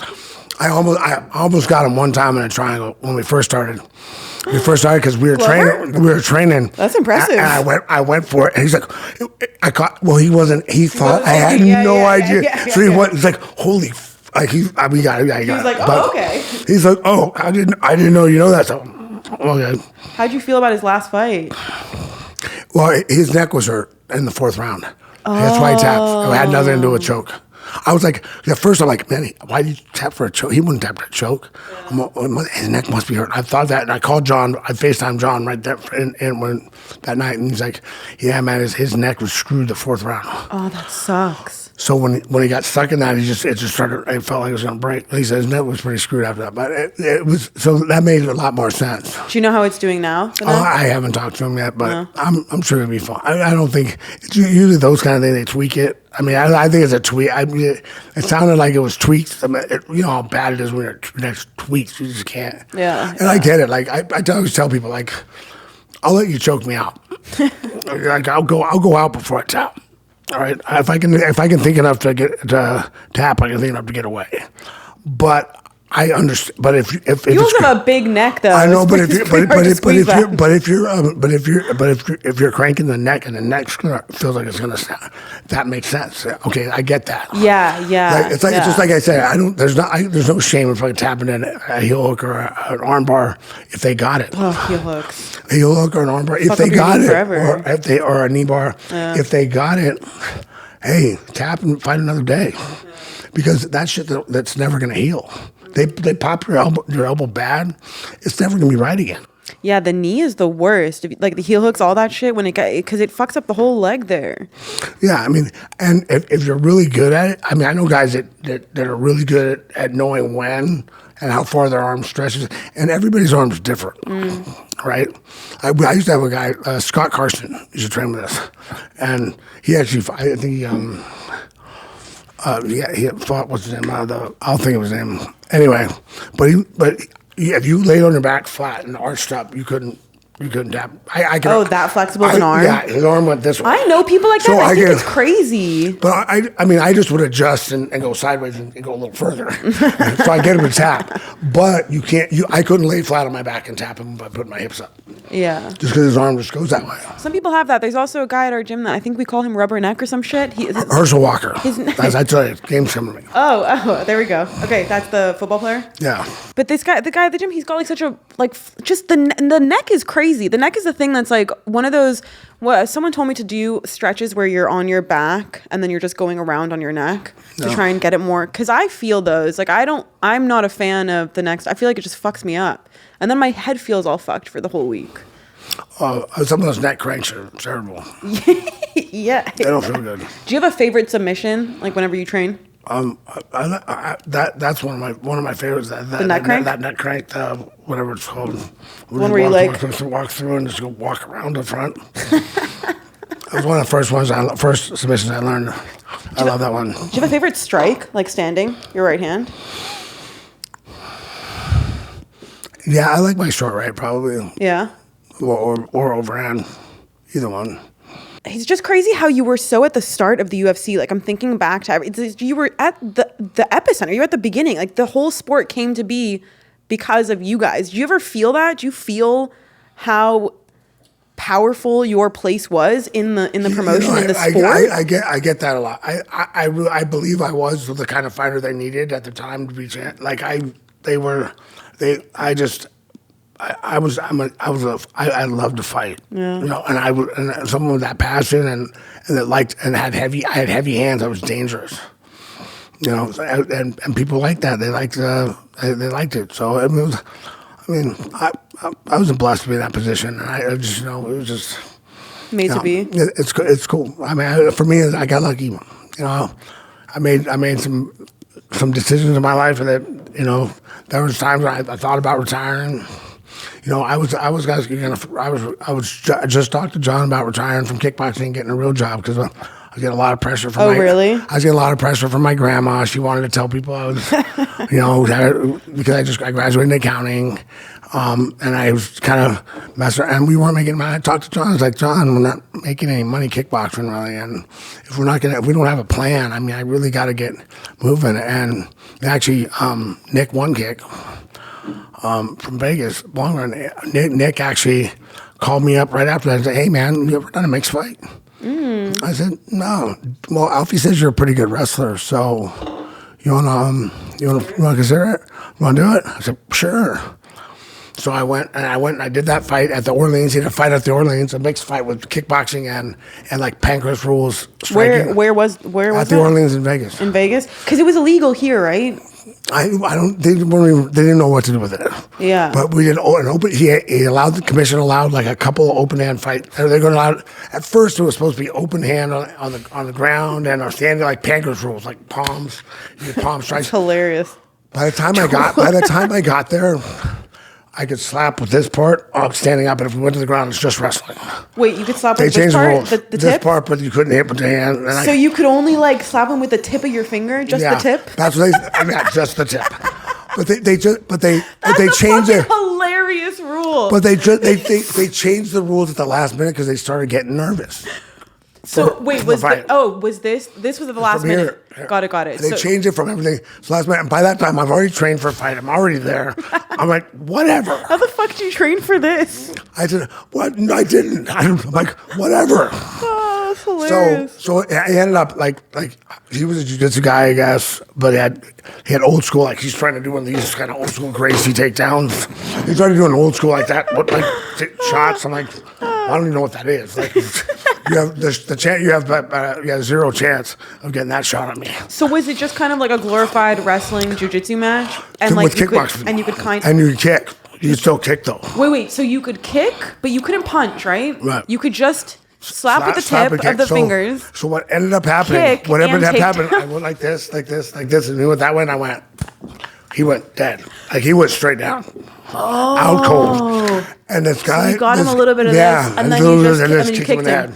Out cold. Damn. Nick's got the tape. I should play that sometime. Oh my god, please send that to me. I'll see if I can give it to you. Yeah, find that. That's That is a fucking awesome. hilarious set of rules. And you know, I didn't really think about it until probably like I think it was 2016, 2018. So we were talking about it. I'm like, you know what? Nick got me into kickboxing. Nick and Alfie got me into kickboxing. And Nick and Alfie got me into mixed martial arts. Because what happened, how I started kickboxing. Wasn't it from your Kempo? No. Kempo I started after. So. Oh, Kempo you did after? Yeah, I started, that's why when I started doing kickboxing, that was with Kempo. I'd done karate my whole life. Right, karate is what you did like growing up. Alfie Alcaraz, the guy I was talking about earlier, he wrestled with me. Okay. At Cal Poly. Okay. And when he wrestled a couple years and then decided he just was going to go home and work. And when he went home, he wanted to do kickbox. He wanted to continue, because I was teaching him, he boxed a little bit because his dad boxed. And then he wanted to kick. So I was teaching him how to kick after wrestling practice and stuff, because I was a karate guy, right? So teaching him how to kick and stuff. And so he was asking my advice on getting guys, and we landed on the guy he was looking for. He landed on being with Nick One Kick, kickboxing. And so Alfie was fighting kickboxing, and I went out to Vegas one time, and that's another story. I met John, but I met John right before I went out there. And didn't know anything about him, but I had his card that said kickboxing on it. Kickboxing world champ on it. And I'm like, you're like, who is this guy? I'm like, go figure, I just met him, and I just decided I'm going to kickbox. But I'm out there at the weigh-ins, and Nick comes up to me and goes, hey, Alfie says you're pretty tough. You want to fight tomorrow night? I'm like, sure. So he's going to fight heavyweight, and he's going to have me fight the main event against the main event guy. And we go up, and we're going to weigh in. Wait, I'm sorry, hold on. You were going to fight the main event in your first fight with zero mixed martial arts training? No, this is kickboxing. Oh, this is just kickboxing. Just kickboxing. Okay. There was no, it was a kickboxing match. Got it. So I'm going over. I go over, and then the commissioner goes, "Okay, so what's your record?" I'm like, "I never fought." They go like this. Look at Nick like, what are you doing? No, this ain't gonna happen. He was like 15-0 or 15-1. Oh. And so he's like, they're like, You're like, I'm 0-0. they're like, Nick, you can't just pull some guy out of the crowd to do that. That's not gonna happen. Sorry. But I was bummed out. So Nick goes, hey man, if you want to fight, really, I'll put you on the next card. Yeah. Why don't you go home and train and work out and come back? Okay. And so I'd met John. So I went back and it's a long story. I've told it a bunch of times, but I went back and I started training with John and we started fighting. When did you start doing the Kempo? 92 or 93? It's Ken with an N, right? Not Kempo. Kempo. And it's Hawaiian, right? There's two of them. There's Kenpo, Kenpo. And then there's Hawaiian Kempo. Got it. And we're Kem. Got it. So what are the differences between that and karate? Was it a big adjustment, do you feel? Not really. Look, John just took me and took what I had and just added to it. And he's like, look, man, this is how you do things. And he just add techniques to it. He had to show me something. And, I slowly just started picking up the stuff he was teaching. I mean, he always thought, like in the beginning, he thought you were going to be one of those guys that beat people to death. Like, you have to hit him like 3 or 4 times, but you're going to knock him out eventually because you're a skilled striker. You can land stuff. I had a lot. But then all of a sudden I started dropping guys with one punch. It's like, I just found my timing and I used to be able to do it. I did a lot when I was growing up with elbows and stuff, but finding your timing, doing different kind of, it's finding your distance, doing different fighting styles. Like finding my distance boxing, and when I switched to MMA, it took me a while to find my distance in my MMA stance. Right, because it's a completely different game. It's a different stance. I stand different. I fight you different when I'm kickboxing, when I'm doing MMA. Mentally, do you feel like the mental preparation is the same for going into each? That's the same. Yeah. But we used to do at the pit. Anytime we're kickboxing, you can shoot. You can take a shot anytime you want. Interesting. So what makes that funny to me? I don't know. You know Josh Koscheck? Yeah, of course. He was on your season. Yeah, and he was national champ wrestler, right? Yeah. You know who Scott Liddell is? He used to fight in Strikeforce in K1. Maybe not. Okay. Not a wrestler. Okay. At all. Oh, so they'd be sparring? So they're sparring. First time they're out there sparring. Scott Liddell takes him down with a double. A flat back. I've almost cried. He's still, obviously because I'm talking about it, he still hasn't lived it down. You got to take him down by a kickboxer. That's hilarious. Are you still close with Josh? Oh, yeah. Josh's a great dude. Yeah? I like Josh. That initial season and also the 11, and then you were also in Latin America. Like, do you still talk to a lot of those guys that you trained? I talked to some of them. The ones I liked. Yeah. No, but I like most of those guys. Most of those guys are really good guys. I still think, even the guys that weren't on my team, some of them that weren't on my team are friends of mine. Some of them were it's so iconic to think about all the different people. It was like Diego and Kenny and like all these, real pioneers. All good dudes. I like those dudes. It was fun to watch. I'd never watched, I think 11, and I watched it recently. So to see Scott, I was like, this is very exciting. Like, this is just a really funny situation. Like, it's just fun to see people that you know on these shows from so long ago. You guys looked like babies. It was. Oh yeah, it's funny. Like you look like I feel the same way. I look like Yeah, it's a little bit trippy now. Oh yeah. It's crazy. So you've been with John your whole career. He's been like your head striking throughout all of it. What's the dynamic when you're going into a fight? Do you communicate with was there a time at the beginning when you guys first started training together and you had your first fights? Did you ever communicate what you wanted from him in a corner? Is that something that you guys discuss? I always wonder if that's talked about before fights. No, we didn't need to. You guys just had that in sync? We've been that. He was the first guy that ever cornered me. Right. And he cornered me the way he thought he should, and it worked for me. Like, he knows how to work with me, and I know I don't. Like, he's not that guy, and I'm not the guy. I don't need you to slap me and get me all fired up. I don't need that. Yeah. I'm a robot. Like, when I fight, I'm a robot. Like, I'm a calculator. I'm a robot with a killer instinct. Like, I see blood in the water and go. Like, if I have you hurt, I want to kill you.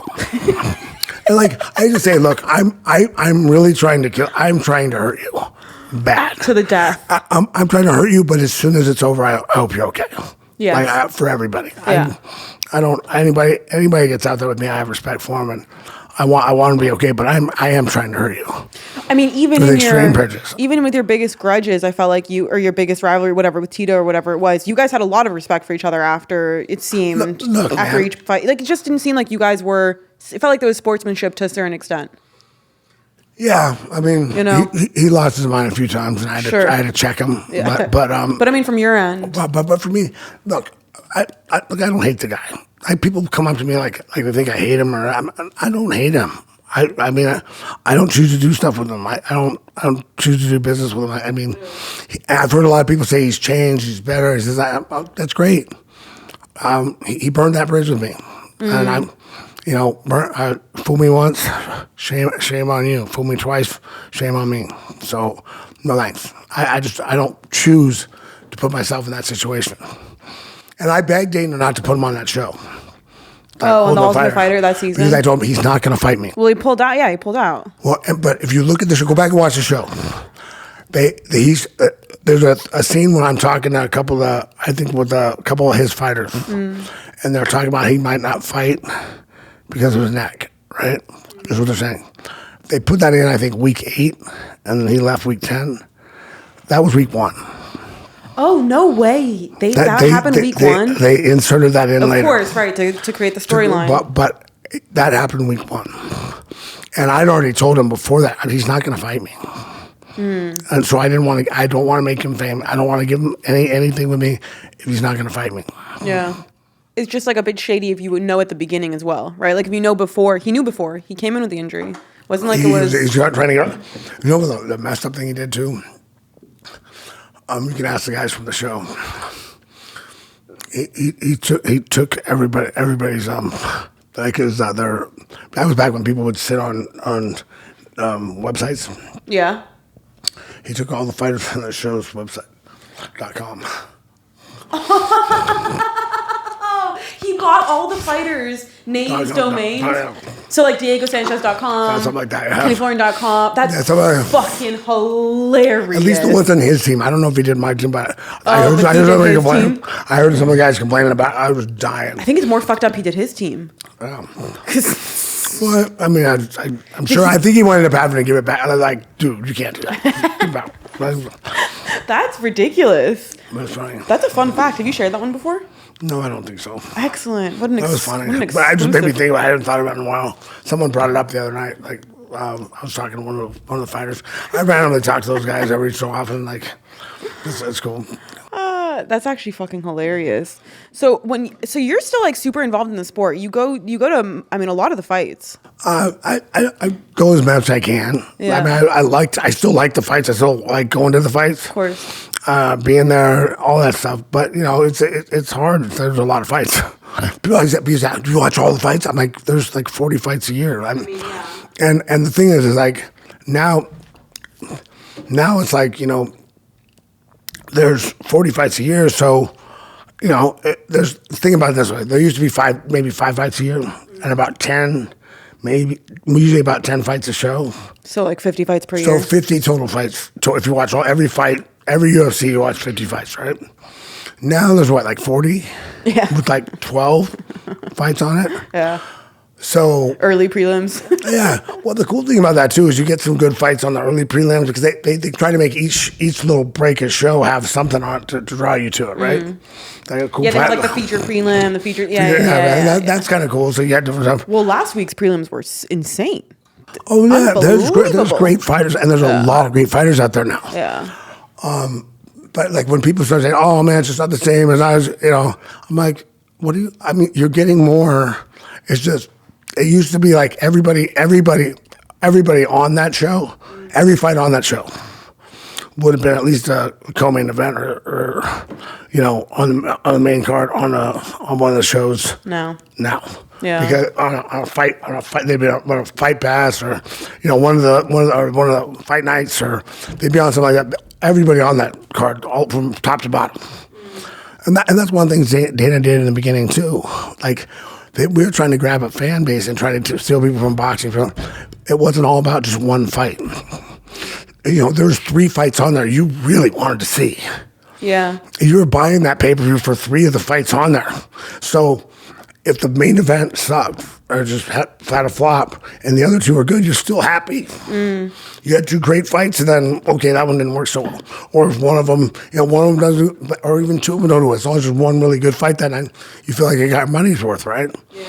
So you're gonna buy the next one. But he went out of his way to make sure every fight had something like that. So that was good. I mean, I love. Obviously, the UFC, I love fighting. I think it's such a fantastic sport. And I'm not opposed to it. I always feel like it's so hard to judge these fight cards. People are like, oh, it's such a shitty fight card. I'm like, you can't really say until it's happened, Like, yeah, I mean, maybe there's not all your favorite ones. And styles make fights. Yeah. And sometimes when you I mean, there's some matchmaking that gets done that I did, but it just depends. Like sometimes the best guys don't match up well for an exciting fight. Yeah, exactly. Yeah, and you never know. You just never know, especially if you don't know their names. Like people get pissed off. Oh, there's nobody I know. Well, they might be fucking amazing. You actually don't know them, so who knows? I don't know. I like it. I like the more the merrier. I think it's awesome. And I feel like the game is so much more elevated now. And I think so too. And I think it's great. And but the thing is, like when people say, "You watch all the fights," look, I don't have time to watch. Like 6 hours of fights on every Saturday. Well, you also have kids, I've got kids, I got other stuff. So for those fights, I watch the main ones as much as I can. And when I have free time, if I don't, I find out what fights did I miss? Yeah, which ones were killer? Give me the top 3 fights send over the top 3 fights from last show. And I'll send me whatever they thought were the top one. I'll have fun. Yeah. And I like everything. Like I'm not everyone's you just like knockouts. I'm not. Look, I like good ground and pound guys. As long as you're working to finish a fight, I'm okay with you. I don't like guys, the good old lay and pray kind of thing, and get on top. And it's like, I don't. If you're just gonna take them and don't pretend to do a submission. Like, by the way, an attempted submission, for me, you have to have had a shot at getting it. Oh, like if you're just trying it. I always remember Pride. I remember back in the day, Pride, he had like 3 attempted submissions that round. He threw his legs up in a triangle 3 times. Like if your legs are crossed here, that's not. You didn't even come close. Yeah, that's not it. I'm just staying in good position. I'm not even going to block it yet. You haven't got close enough for me to even counter yet. It's like, if I don't have to counter your submission, it doesn't count.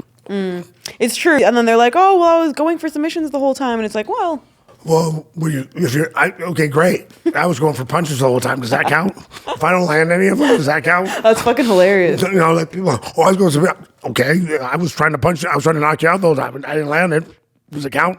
Okay. Should I get a bonus? So what's your thoughts on them standing fighters up when there's inactivity on the ground? Because sometimes it's a little bit subjective, and it's not like they're dropping fighters to the ground to grapple if there's inactivity on the feet.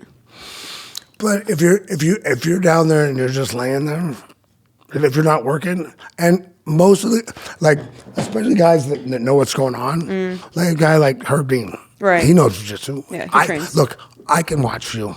I know what you're doing. Okay, if I'm watching you on the ground, I know if you're really trying to pass a guard, if you're setting something up, or if you're just sitting there trying. Even if you're not, and then if you're not just sitting there, and you're not even trying to look busy. Okay, come on. I know, and I can tell. I can usually tell if you're pretending and trying to look busy. And as long as you're trying to look busy, at least I'll give you a little bit longer. But at some point, you got to try to do something. If you're just going to sit there and do nothing. Okay, so you're just like if you're standing on your feet. If you're doing nothing, if you're doing nothing, anything, what do? You get a warning? You should get a warning. You're not doing anything. Hey, warning, you're stalling. There should be a stalling warning for those guys. But if you're not doing anything on your feet, you're losing. But for example, come forward, throw a jab. For example, come forward, throw a jab, make him fight. There's the argument that if you're not doing anything on your feet, they should drop you to the ground to grapple. What? Because it's the same kind of, because you guys can't wrestle. It's the same kind of concept of you can't wrestle, or put them in a wrestling position or do something because it's the same sort of concept of like. If you get in a takedown. Well, I mean, I personally can't wrestle. That's actually my biggest weakness. I will say. How did you know, Chuck? How did you know?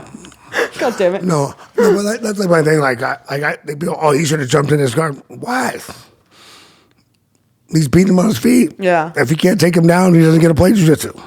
Sorry, if you can't take me down, you don't get to play your game. No, I mean, that is fair. It's just, I don't know. There's something about it, but inactivity warnings I agree with. But see, when you're on the ground, like when you're on top, it's pretty easy to hold somebody in certain situations without doing anything. Yeah. If you just sit there I know some good jiu-jitsu guys that if I lay on my back and just put them in position and they don't do anything, it's gonna take way too much energy for me to get them off me. If I can get them off me at all, and they're not even big guys. So you're not even trying. But I'll just sit there and wait. I wait until they move and try to advance and do something, because once they start moving, I can move again. Because here's the thing, I used to say that all the time. Because you need an opening. Because I need something to create. I need motion to create space. Right. So like when I get people, they take me down. If you take me down, I go right to doing something. You have to get back up. I'm already putting pressure on you to keep me down. Your takedown defense was fucking insane. But my job on the ground is to make you work to keep me there. Because as long as you're working to keep me there, you're not working to submit me or hurt me. What's more tiring, working to keep you there or working to get out? Working to keep me there. Because I was really good at economy of motion. I put pressure on you enough that if you take your strength off of me, I'm gonna take more space. But I just hold you there. I lock it out, whatever, and then I start creating space. There's just different ways of creating space. But like, and there's a lot of different things I did that were just like, I just do a lot of things like, a little more space, a little more space, a little more space. But I always made you work to keep it. So if you let go to punch me in the face, I'm out. Because you let go. Right. You let go of my leg, I'm going to hit iced out. A lot of guys forget. Like, a lot of times when someone's holding you down, if they take that hand off your leg, you just have to hit ice. Yeah, because they're in grappling mode instead of like, MMA mode. And so many guys get that way. I used to get mad at Lighty. Lighty, like someone would try to wrestle me, pull him up, and he'd body lock him. What the fuck are you doing? You don't even know what to do with a body lock. Yeah. Why are you holding a body lock? Push him, let go of his head, push on his face, and punch him. But guys get stuck in modes, like, we're wrestling. Okay, I'm wrestling. No, you're not wrestling. You suck. Your wrestling's terrible. Do you feel like that? Do you feel like that's improved now, just because people are training everything? Of course, so often? Of course, everybody's more balanced now, so you got more stuff. But I'm still not against. If you're a better striker than that guy, let go and push on his face. Yeah. Take it where you want it. Push him off. Don't body lock him if that's not your thing. I have no problem with strategy like that. I think work to your strengths. Work to your strengths, I mean, I've people get mad at me when I do it, but look, they're not even trying to get off their mat. They don't I know guys that just, I watch them and he didn't know how to get. He doesn't know what to do down there. Sometimes it's so hard. No, but that's not it. Like, no, I'm not saying if he knew how to get out that he would. Yeah. Okay. As in he just doesn't even know step one. I can see what they're doing. Right. What they're trying to do is not getting any closer to getting out. Like, and I had guys that I used to train get out there and forget about the stuff I showed them. I'm sitting there watching, you're out. Why aren't you out? Why aren't you going the way you're supposed to go? Because they're still trying to go the other way. I'm like, no, it's there. It's gone. And I can see it. I know balance. I know my stuff. And I'm like, I feel bad because I didn't show them. Yeah. I mean, you did. I mean, you were. I showed them, but I wasn't there to remind them that when they were training, because they weren't fighting with me anymore. Right. I retired and I was gone. But I see people like watching someone like, it's like watching what's her name, sit there with fighting a choke. Shevchenko? Yeah. Fighting that choke. She had no idea how to get out of figure 4. With Santos, yeah. She had no idea how to get out of a figure 4. She had no idea. But I mean, I feel like that's going to be an adjustment she's going to make, because so many people are about to fucking take her to the ground. Like, yeah. Of course. I mean, but you have to learn how to get it off. Yeah. You can't just fight the hand. You can do that, but you're losing. Right. Although I did think she outstruck her from that position. She actually hurt her from that position.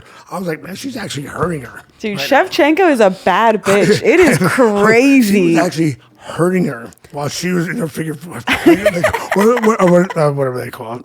I said something on there, but I always put in Ghost Cycle a figure four leg lock, but it's a body triangle or whatever. Yeah, body triangle. I put in brackets body triangle for those guys that care. That care.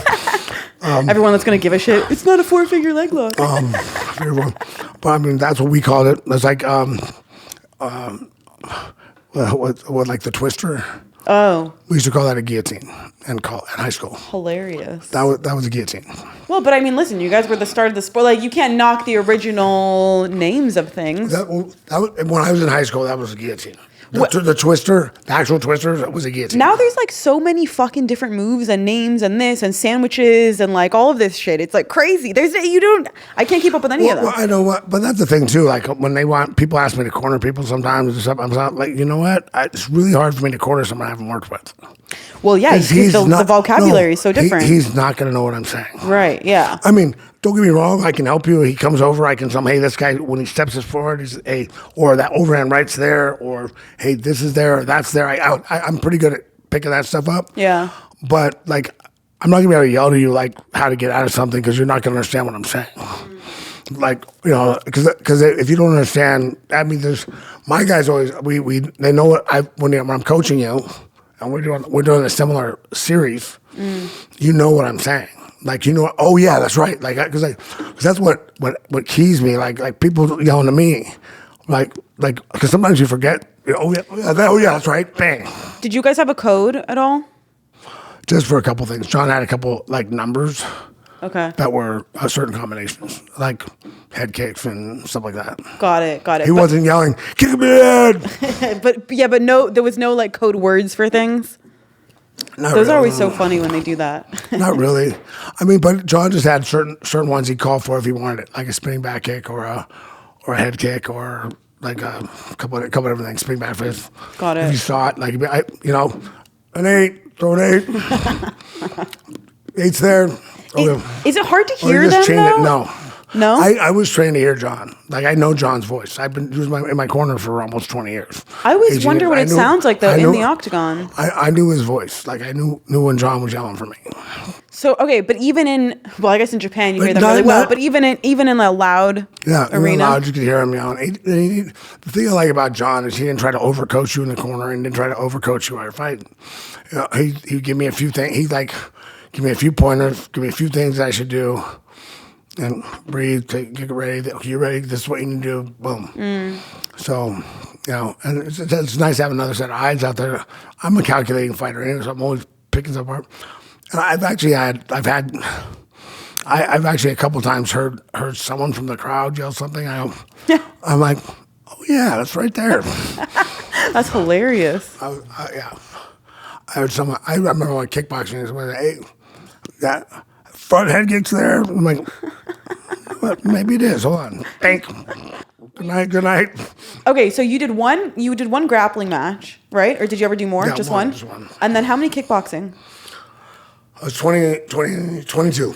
Oh, okay. A lot of kickboxing. Yeah. And MMA, what was that? Like total? I don't know, 23 and 8 maybe, I think. Did you ever do anything else, like boxing or anything? No? I did one boxing match. It was a guy from our camp was supposed to fight one night at a thing. And he had to pull out? And he didn't show up. And John's all... He didn't show up at all? John's all, you got your mouthpiece? Yeah. You're fighting. I'm all, okay. When was this? When you were kickboxing? I was kickboxing. It was funny. Wow. So, why didn't he show up? What was the... I don't remember. I just thought it was funny. And I just eaten a big meal. I'm like, oh my God, I hope I don't puke. Did you win? Oh, yeah. But the funny thing is I hit him with a foot sweep first because like I was doing stuff where you could sweep. Like I was doing like Muay Thai rolls and stuff. Like you could foot sweep. And I didn't think about it. He tried to tie up with me. I just kind of knee tapped him. Oh, but you're boxing. I knee tapped and he went. So then I was a boo. I'm like, oh, sorry. No, okay. And he's like, okay. So I didn't do it again, but it was funny. I just knee tapped him. He's like...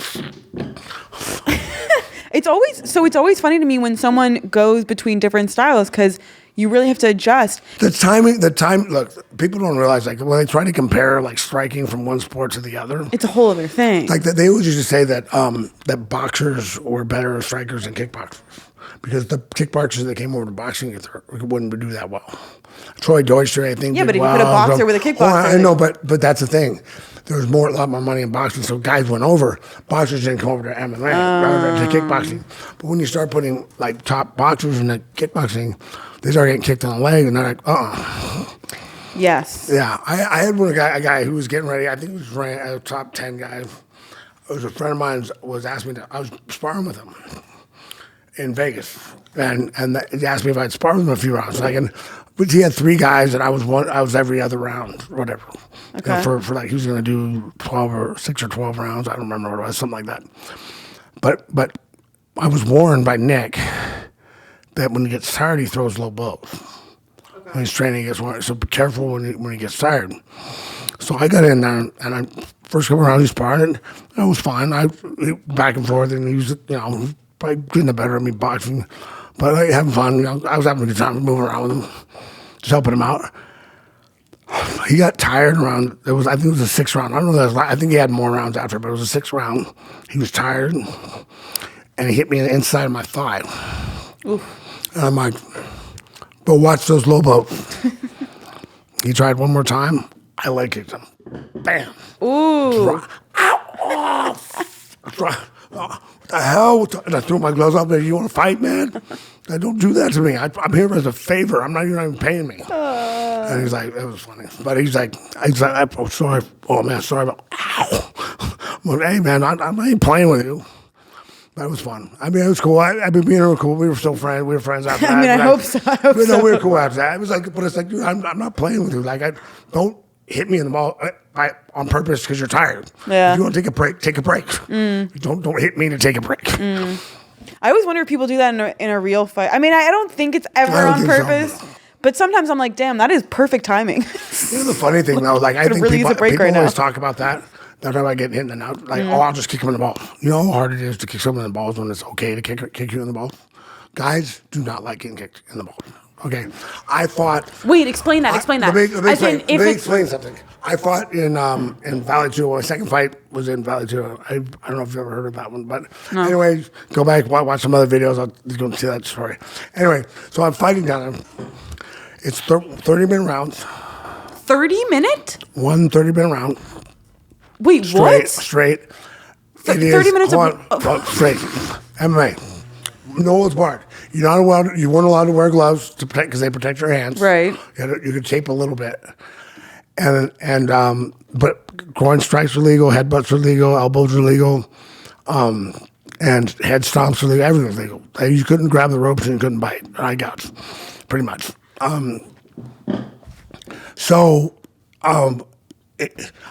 I watched an 8-man tournament, 155 pounds, where guys went. A full 8-man tournament. It was pretty awesome. I wish I remember the guy's name, but the guy that won it was in the finals. Went into the finals after winning 2 30-minute fights. It's an hour so far he's fought that. That's crazy. With no barred, bare knuckle, and the guy he was fighting won both his fights in less than 5 minutes. And he won another 30-minute fight against that guy. The guy that won the tournament. Wait, the guy that won the tournament won 2 30-minute fights? Like he went to decision? He went the full 30 minutes? Full 30 minutes. And then another full 30 minutes? Yeah, and then another three full 30 minutes in one night. Fucking Christ. And the guy who was fighting in the finals had under 10 minutes total in. That's a crazy. What? That's insane. Why was it 30 minutes? What did they base that off of? Just it's valid to know. It's for your jiu-jitsu guys. Oh, it's 30 minutes straight. You have time to work. They weren't standing you up. They're going to do that. You can do whatever you want. Wow, that's pretty wild. That takes a lot of endurance. The cardio on that is insane. Oh, I was in probably the best shape of my life back then. Holy shit! What's the craziest? craziest? I was like 28. I mean, I feel like I think athletes in general, like you guys are at such peak shape because you're constantly working and you constantly have fights prepping and you're also just training and it's like and back then I was even like I used to say like I take time off. Like I said, I never really took a lot of time off after fights. Like you're still working because the difference is taking time off to me meant we were getting somebody else ready for a fight.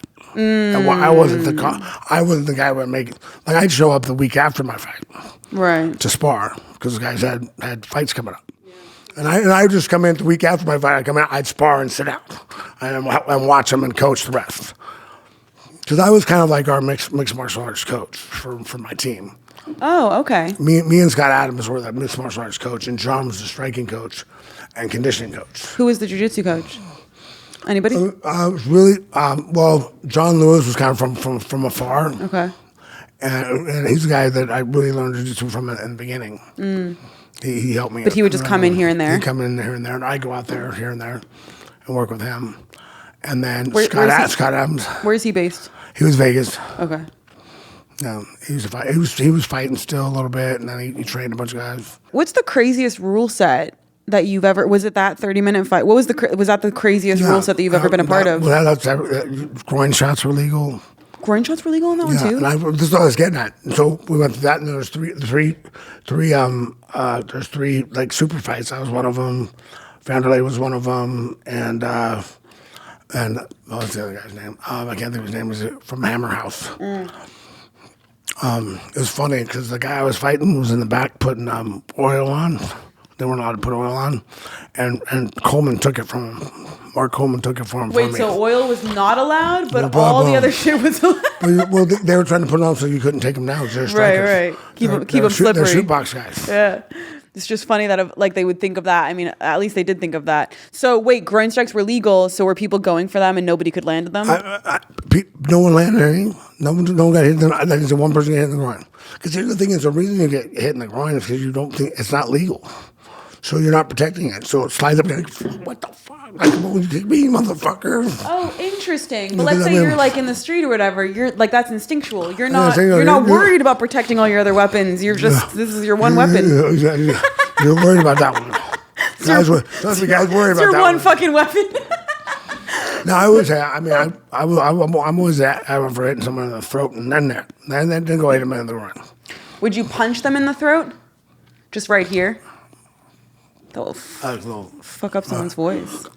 Oh. Well, it's that. And then you go in the groin, that'll be a clean shot. They won't even feel it. They won't even know you're going to go for it. Distract him up here and then hit him down here. This is good. We should put this out as a self-defense podcast. I remember a guy I used to work with at the bar I worked at when I was a kid. No, you're not a kid. I was in my 20s.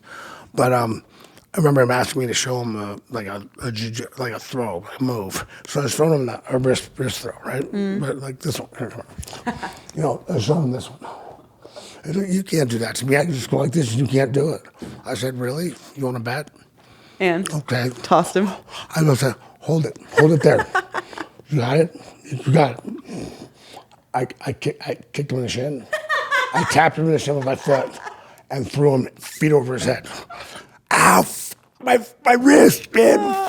Hey, don't ever ask me to help you, show you something, and tell me it doesn't work.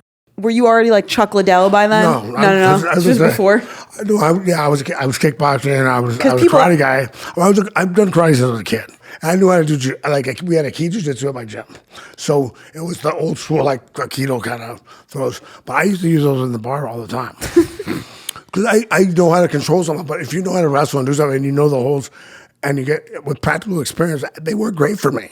It's just funny that somebody... Average guys. But to actually say that to me, like, bro, I'm like, well, he's like a football guy, and he's like, I thought he was tough, and I'm like, well, bro, look, he didn't think he could fight. Like, he knew better. He did know better. He knew better. He could fight me. He's a friend of mine. But he's like, he was being rude. Like, no, you can't do that to me. Yes, I can. I wouldn't have hurt him. It hurt for a little while, but I wasn't gonna do something, break something. But don't ask me to show you something and tell me it doesn't work. I'm gonna pick something that's easy to work. This sounds like one of those fan stories where they ask you to like knock them out. I watched a whole compilation on YouTube of that, which is fucking hilarious that somebody took the time to put those together. Of like fans asking you to either punch them, body shot them, flip them over. Oh, I've gotten so many of those. What's the weirdest request you've gotten?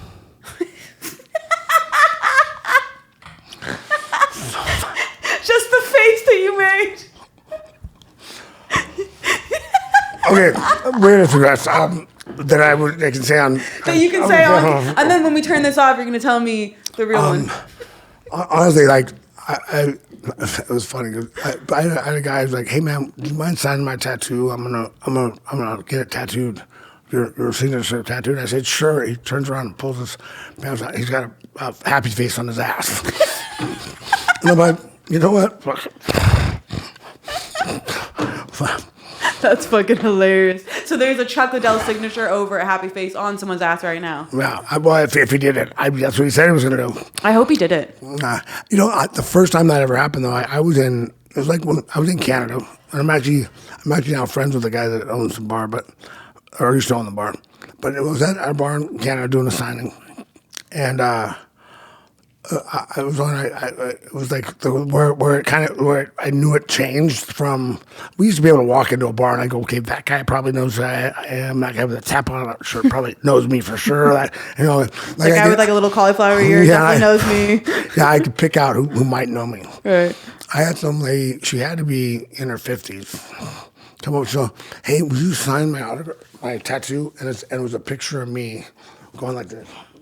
That is fucking epic. I'm gonna get it tattooed on them. So, okay, I'm like, okay. I guess we're like, I don't know who knows me now. You're like the demographic is expanding. Yeah, expanding demographic. That's hilarious. There's who's that Khabib's grandma or some shit like that on Instagram? She's like this old lady who always takes pictures with fighters. She's funny. Well, I haven't seen it. And she's like 80 years old or some shit. That's Maybe awesome. That's her. Maybe it's her. I don't know. It could be because she would have been around. Yeah, I would have been about 20 years ago. 2005, so 20 years ago. I'd love if that story came full circle. Okay, so video games. I want to go back to this kind of acting stuff a little bit because I know in video games you're in the UFC game, right? Obviously.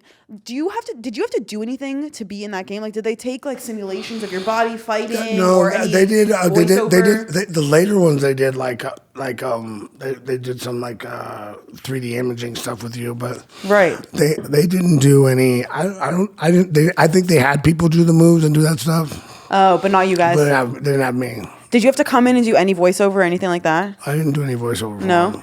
Because I've heard that people like actually act in video games, which I think is fucking wild. Well, do you know that funny one? Do you ever see the first I don't know if it's the first, but it was the Hulk movie where he fought his dad. No, I don't think so. And does that? You should play the Hulk. I think it was Ang Lee's version of it. Okay. I wore the suit with the dolls on it to be the Hulk, and then the Hulk's dad. Oh, you were the Hulk. I just said you should be the Hulk, and now you were the fucking Hulk. I was the Hulk in that. Wow. And I got paid $500 for it. This is back when I first started fighting, and the guy making the movie had gone to King of the Cage. King of the Cage. Okay. He'd gone to see a King of the Cage promotion down south. Oh, to watch, not to fight. To watch, and he's like, "That's how I want my guys to fight in the show." So. The guy, I don't remember the guy's name, but he was at college with me. Was one of the guys, the techs that was doing the motion capture. Okay. And so he's like, hey, I know an MMA guy. I can get him up. I get him to come up here, and they paid me $500 to come up and do that one day. It was me and my brother did it. He threw the dog at me. Then when the dog came out, he used it. But yeah, and wait, was this a real dog? No, it was like a foam dog. Like a foam dog? Because the dogs were attacking the Got Hulk, it. And then you have to swat them off, and they wanted that. They wanted all that motion capture, and then they were doing it. But that's pretty cool. Lucasfilms, it was awesome. So what do they... I can't find any footage of me doing it. I wish I had it. Back then, I'm bad enough now taking pictures about stuff. I couldn't find it. It might have been on my old computer, but I lost that one. It would be so cool because they would they put stickers and stuff on you? They have white balls. Oh, cool. That shit's so fucking fun. That's the stuff that I feel like is so exciting that stems out of these kind of careers is all this that was fun. Exciting shit. The funny thing was the first game, what was the name of that? What was the thing? The first UFC game. Okay. We were all southpaws. We all had the same move. I remember... All I remember is... Wait, they made all of you guys southpaws? We're all southpaws. Why? Yeah. That's hilarious. They had one fight style pretty much. And they made guys different. And, what was his name? The kickboxing guy? It's just funny they made you all southpaws instead of orthodox. Yeah, I was like, why did you pick all southpaws? Do you think maybe a southpaw was the one doing the graphics and they were like, well, you're all lefties now. Yeah, Maury Smith was complaining. He's all, what is this? Watch my guy. Stop. Watch my guy. What? Because I'm old. I get tired walking across the ring. His guy walking across the ring. His power would go down like he was getting beat up. Like this is fucked. He's like, this is fucked up. Like I'm walking across the ring and my guy's getting tired. They have him on like old person mobility level. That's fucking hilarious. I was dying. Maury Smith, funny. He's a good dude. He used to fight UFC Long time ago. Long time ago. I have caught up on a lot of the fights, but it's hard to remember everything. Yeah. I have a really bad memory for shit that I've consumed, like content.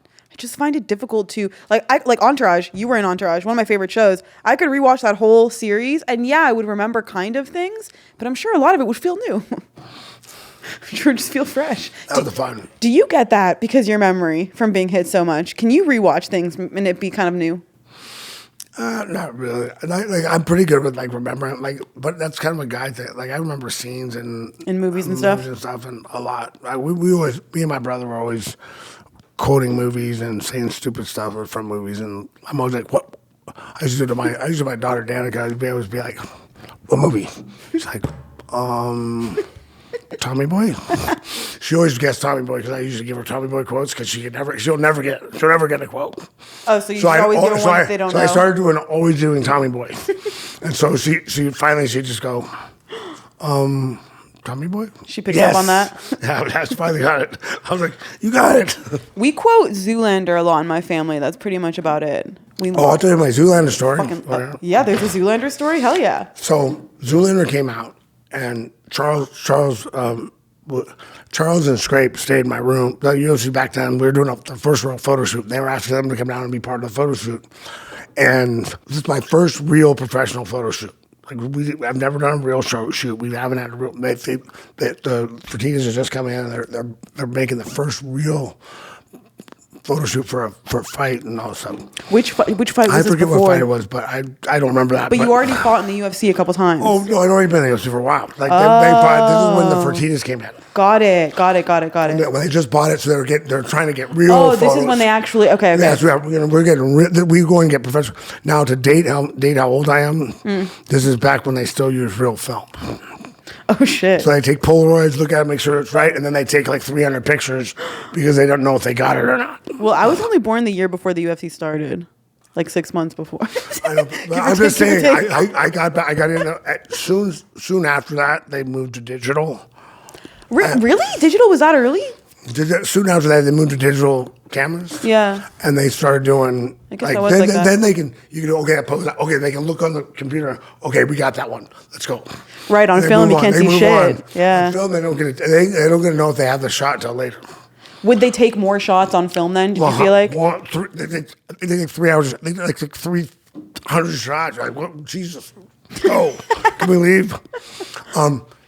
But so by chance, we're going to watch a pay-per-view movie the night before, and we decided to watch, Zoolander's a movie. So they're watching Zoolander, right? So we watched Zoolander. Funny as hell, great movie. Love it. So we go over, and all they want from me at this time, because now they always want, let's get some smiley pictures, and all they want is this. They want me like trying to kill someone. Every picture I'm supposed to be like this. These assholes are in the back going. And I'm fucking. Blue steel. They're doing all that in the back. I'm like, you stop. It was so funny and so fun. They're like, what's wrong with you? Can you just be serious? I'm like, yeah, can someone get rid of him? You're like, get him out of here. Kick those two out, please, right now. That's fucking hilarious. It was so funny. I'd never forget. Zoolander was so awesome. Such perfect timing to watch Zoolander right before your first big modeling shoot. Yeah, it just happened to be on the pay-per-view in the room. I mean, now it's probably such second nature. You've probably done so many different types of shoots. Are you used to all that stuff now? Getting makeup done and shit too? No, I'm used to all that stuff, man. It's crazy. Yeah, it's easy. I mean, I like it, and I actually like movies. I've done a lot of stuff now. I really enjoy it. I mean, it's not easy, no. Like acting is not especially the hardest part for me is auditions, for anything, because it's really hard for me. I am not a trained actor. I'm not. It's really hard for me to sit here with I had them like they want me to punk somebody, right? Like, okay, you want me to punk somebody? If you put them in front of me, trust me, you'll believe me. I know how to put that act on, right? But if we're standing there going back and forth reading lines from a thing, and you're reading a line back to me, and I'm doing it to you, it's not going to look real good. Yeah, especially if there's meant to be action in the middle, and you're such an active guy. Yeah, but trust me, I can pull. If you want me to punk you, I can pull that off. You'll believe me. Yeah. And I can put away. I can back off that there's cameras there. I get that right. But it's a lot harder. Like it's really impressive to watch people able to do that stuff the way they an actor and a lot of the actors. I work with a lot of great people. Great directors, and that makes a big deal too. Like some of the guys I work with have been awesome. Just they make you comfortable, make it easy because they let you get into mode, and it's fun. Do you find that a director is almost similar to a coach in that way, where if they sort of direct in the way that you need to be, almost, you know what I mean? Like, is there that sort of relationship? I don't know if it's all. I don't have to be that relationship. They just need to know what they want and not be afraid to tell me. Specific. Be like, well, just know what they want. Like, hey, look, do that, please. I need this. Because I'll get people like, that was great. That's fine, but can you do it again? I'm like, but in what way? well, what do you need different? Because if it was great, you would have moved on. Don't tell me it was great. If it sucked, it's okay. You can tell me it sucked. My feelings won't get hurt. But you think they're scared of you punching them? Sometimes I'm like, I don't know. Can't tell Chuck it's bad. The funny thing, that's one of the things. A lot of the good guys just don't care. Just, I'm here to work. And that's the thing for me. I'm there to work. So I'm here to work. You tell me what to do, I'll do it. I'm gonna do the best. I'm gonna do it the best I can. Yeah, absolutely. Yeah. So. Yeah, I mean, the commercials sound like your funnest stuff. Yeah. I feel like that sounded really freaking cool. But yeah, the one the funny thing I did the one with the look at the Miller Lite one. Miller Lite. I did that one, and it was like getting in anywhere, like kind of like you go. It was a bunch of scenes where like I was going, hey, it'd be nice to be on the field, and everyone's being held back. And oh, Chuck, come on in, like again. So I was doing that everywhere, like oh, there's nothing left. Oh, here you go. It was pretty cool, but that one. Here it's here. Can we watch it?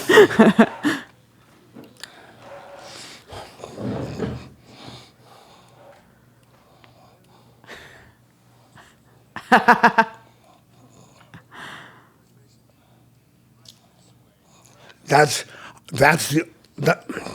Which guy? No, that right there. Yeah. Was that scene. I did make a mistake all day long. The last one we did was the one where we went in the bar. I missed that line. Like it's like I was stuck on stupid.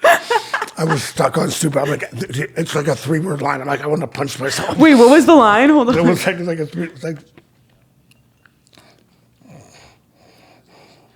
oh, that one? Yeah, I think I had something right after that. We don't have a reservation or whatever? We don't have a reservation. And I think I had one after that, and I just couldn't get it out. I was like, so I just cut it, just let it go. Forget it. It's fucking hilarious. These are cool. Wait, let's finish it.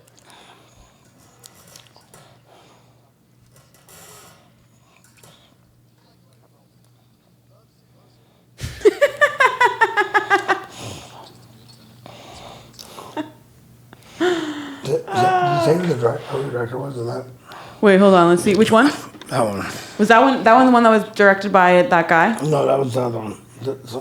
Was it this one? You know this guy. Well, yeah, who is it? No. Oh, wait, no, that's the same one. Who does it say who the director? No. I don't think it does. I'm sorry. I'm sure I can find it, though. But anyway. That's pretty cool. I mean, I did a Jenny Craig commercial when I was a child. That was really fun. But I was just in the background playing Frisbee. And then I got hit in the face and bled. Yeah. I was in my first movie was Postman always rings twice. Okay. With Jack Nicholson. What? And Jessica Lange. How many lines did you have in that? None. Nice. I was 11. Oh, you were 11 years old? And the funniest thing, we put that on the internet on my website at one point, and there's people in the underground who are getting all pissed. Oh, I watched the whole movie. I didn't see him. Finally, someone from my gym goes, Someone from was a Melissa Hendricks, a good friend of mine. She works. She used to work for the UFC. Now she works for, I think, rodeo stuff. But she goes on there to comment and goes, "Hey, idiot! He was 11 years old. He didn't have a mohawk or a tattoo on his head." Or a goatee. No so shit. he gets kicked out from behind the bar. Watch it again. That's hilarious. They were looking for adult Chuck, and you were just baby Chuck. It was like, yeah, the movie's from 1980, like really 1981 or something. It was like, he was 11. That's actually hilarious. That's so fun. Imagine like thinking you're about to see Chuck Liddell. You watch the whole thing and you're like, he's not there. I swear to God. I promise. I saw the whole thing. He's not. No. How did you get that? How did you get that role at 11? I just gone and joined a Boy Scout troop, and they came there and they wanted Boy Scouts in the movie. And I was playing a Boy Scout, like one of the Boy Scouts. But I just got lucky to be the one behind the bar. And then I got kicked out from behind the bar by Jack Nicholson. We got in a food fight. Wait, but who coordinated that? They came to, you were in Santa Barbara at the time? I was in Santa Barbara, and they were shooting up in San Ynez. And they just came to your troop randomly? They happened to come to my troop, and it was I just joined. That was my first day. Was it, how many I got of $33. Very nice. It wasn't bad in 81 for an 11-year-old. It's not bad at all. I think you get quite a few tanks of gas with that at that time. Oh, quite a few. Quite a few? Wait, we actually get candy for we used to have the 10-cent stuff that I'd get old bucks. So okay, that was at 11. Did they have any sort of like child rules on set? You know how they have those, or was I'm sure they did. I mean, I don't know. Or was it before that time? No, I don't know. I'm sure they did. I don't know what it was. I don't remember that. I mean, it was cool. We I had know. fun. Yeah, that is cool. That is really fun. That's so random that they would come to you. Yeah, that they would, of all of the troops and all of the land. That's such a fun little addition. Did you do anything else between 11 and when you started? No. Getting big. No. All right. Not that I can remember. No.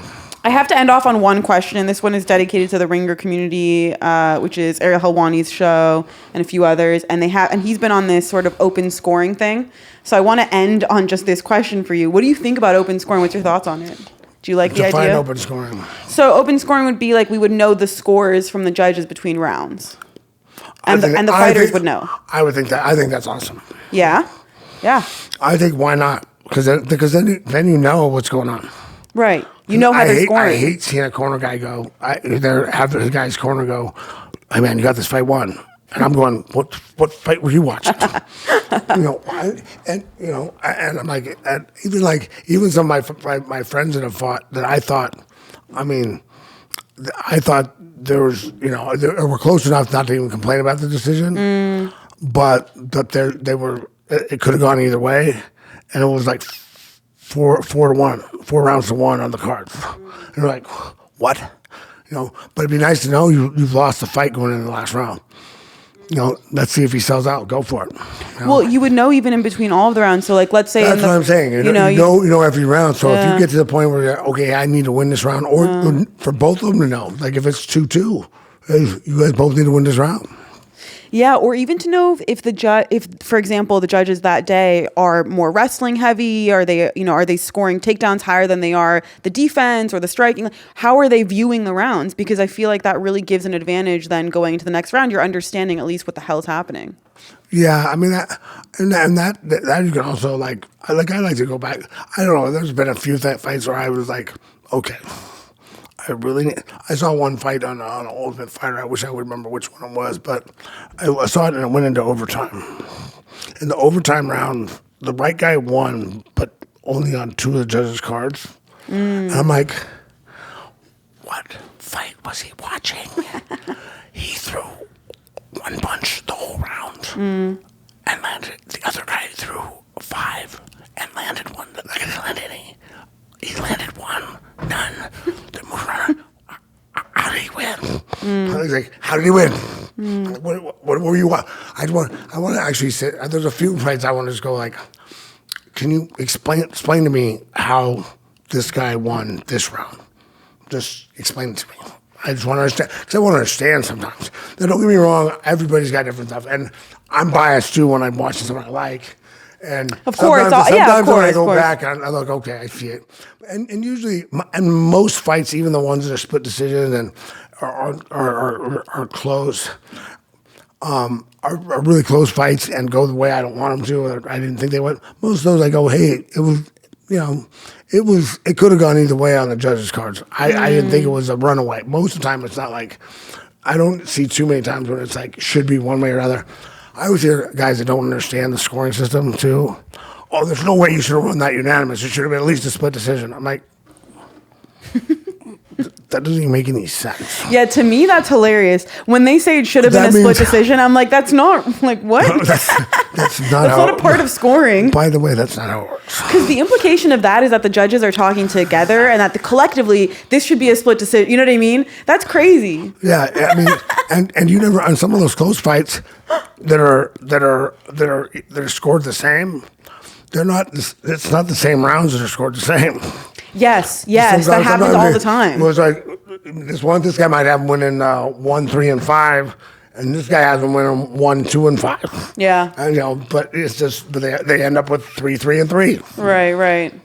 So then it's same total scores, but it's not the same rounds. Yeah, and I don't know. I think the biggest thing, the problem I have sometimes, I don't know how bad it is now because I haven't paid much attention to the judges. When we were doing this show, and we had a judge for like the Ultimate Fighter and the guy. And was it the Court McGee fight? No, but yeah, that one I had a lot of. But you went crazy for that one. Yeah, because you got a boxing person that barely understands boxing. How are you having them do an MMA fight? They don't understand wrestling. They don't know what a takedown is. They don't know what an escape is. They don't know what a real takedown is. Like, if someone, for me, like, if a guy just takes someone down and doesn't do anything with it, okay, it's a little bit of control. It's ring control. That's about it.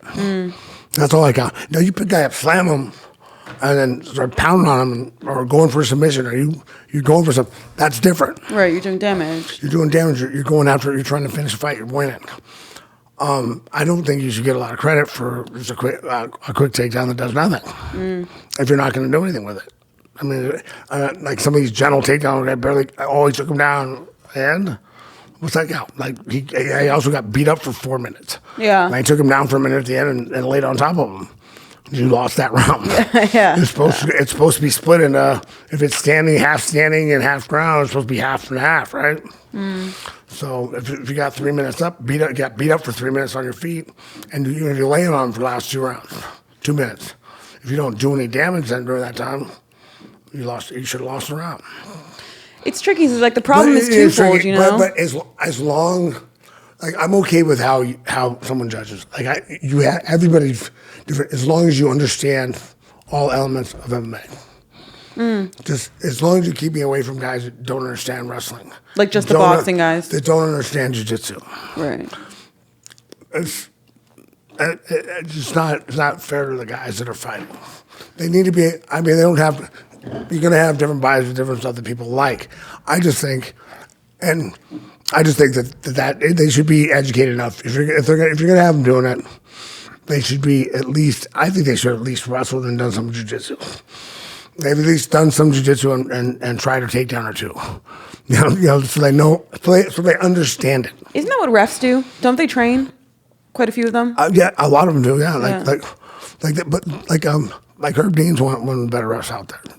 But he's a jiu-jitsu guy. He's an MMA guy. He's fought. He goes out and competes. He's good. Oh, he competes? I didn't know that. He used to go to tournaments back in the day. Yeah.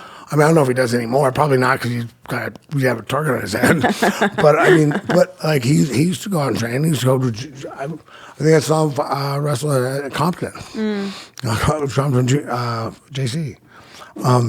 A tournament. But anyway, guys like that, they understand the sport. And I've refereed 2 matches, MMA matches, and it's not easy. Yeah, refereeing is hard. It's hard. And my thing, and I'm always, I get people give me a little shit because I was, when you're in a title fight or I always think they should give you the benefit of the doubt if you're still standing. They just let you fight. Like people are trying to stop them and save them. And hey, man, I earned my way to get there. Don't save me. What's your thoughts please don't save me. On the coaches throwing in towels? Would you have died if someone threw in the towel for you? That's okay. That's okay? That's the person's job. Got it. Honestly, I would prefer the coaches take that job than the refs. Throw in the table to the refs because they know when they're done. I know when my guys are done. Like I've seen my guys. Look, he has nothing left on his punches. He's standing there. He's too tough for his own good. I've thrown the towel in a couple times. Too tough for his own good. He's just taking a beating. Oh, you've thrown the towel in for some of your fighters before? Yeah, he's too tough for his own good. He's not all. He's just fighting on instinct, and he has nothing left in his punches. She's like, he can't win. He's not going to win, and I make that choice for him. But the other thing too is he's building. He's in his early stage of his fight career. Like when I was refereeing, and I'm refereeing guys that are, 2-2 or 4-1, and they've only had a few fights, and they're not quite ready to be in. They haven't earned their way to UFC. They're not fighting for title. They're making $100 for this fight. 100 and 100. He's making 100 and 100. He gets in a bad position and doesn't look like he's going to get out, and he's getting beat up. I stop the fight, and then half the people are happy you stopped it. Half the people are mad that you did. I was about to ask. But you know what? I don't care. Like, it depends. Like now when guys, like, I think for me, if I made it to a title fight, it means everything in my career, I earn the right to make my decision. And I trust John. John's thrown the towel in on me once. But I trust John, and John will protect me if he needs to. Just don't worry about me. If he's letting me go, I'm good. He'll give me as much time as I need, and he knows when I'm done. So I'm safe that way, and I think but I think the problem now with a lot of guys now is they're, a lot of these guys out there are the guys cornering them are their friends. Yeah, that is happening. I was going to actually ask you about that. A lot of guys that are cornering them are their friends. They're like a co-training partner, and they're not really like coach. They're not a coach, or they've got some coach that they're part-time coach. That's a great coach. That really helps him get there, and he hasn't been their guy forever. And he doesn't feel like he can throw the towel in for you. He doesn't want to be the guy to do it. He puts it on the referee. Yeah, because he doesn't know him. But he also might not know you well enough to know how. Because the funny thing is, you see that, and you'll see guys, oh, it's great stoppage. But then you'll see another one. I'm like, well, why didn't they stop this one? If they had stopped that one, he wouldn't have won, and he did. So. Yeah, that shit happens a lot. Where they'll come back, and you never really know. But I like what you're saying about putting on the coach, because the coach does know the fighter more. It's such a different dynamic. Yeah, but there's always a problem. Like it's so hard for a referee, and they do a great job. Like the guys in the UFC level, most of them do a great job, and a lot of guys, they'll live with you. Talk to them, they'll live with erring on the side of safety than a guy getting hurt. I get that too. I understand. Right. It doesn't mean I don't feel for the guy that lost. I don't feel, but I feel for his decision, because that's not easy. I've tried being a referee is not easy. No, being a referee is hard. I think that the tricky part that I always see is when there's a fight and he could have stopped it, but then he let it go, but then the person isn't going hard enough for him to stop it again, but he's still taking so much damage. But he's not, you know what I mean? And then it's kind of like this weird phase, and then you never really know what's going to happen, and sometimes he just keeps taking damage at a slower rate, so it's like not stoppable yet, but it's tricky. That's the whole hard part about being a ref, is finding that. Well, yeah, and it's always going to be a problem. There's always going to be an issue. There's always going to be people who are like early, late, da-da. It's going to happen. And like they do their best, and guys go out there, they do their best, and they make the decision they think is right. And you get good guys with more experience. Like I always want, just give me a guy with a lot of experience. A guy like Herb, you got that much experience. You got a great guy. There's a lot of guys out there, but they've had a lot of experience. They've seen a lot of fights. They ever read guys like it's hard for me. I can't tell on a TV how I can't look at a guy's eyes on the TV and tell you how he feels. I can look at a guy's eyes in the ring and tell you if he's there or not. Because I can see his eyes gloss over. They go gloss over a little bit. Like when I can see that, because I used to see it. That's something that made me. I hit someone and I see that gloss over look. I'm like, you're like, finish him. Let me go. Get him. Oh my God, being on the other end of that barrage. My God, but they don't even remember. Well, yeah, when it's done, they don't.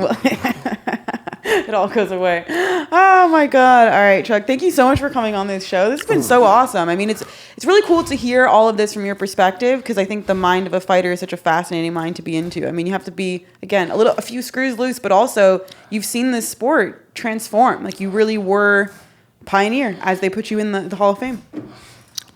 Oh, it was fun. I had a good time. Thanks. You're welcome anytime. And here's your hot sauces. You have to take these home. I will. These are for you, for your maybe don't open them, so that way there's still, you know what I mean? And then once you run out of your 10, you dive into that stash. Apparently the one in the middle, everyone loves, that lady said. She was like, this one is very popular. Okay, I'm going to try it. It's a cool store. That's awesome. All right, thank you so much. Thanks, everybody. Woo!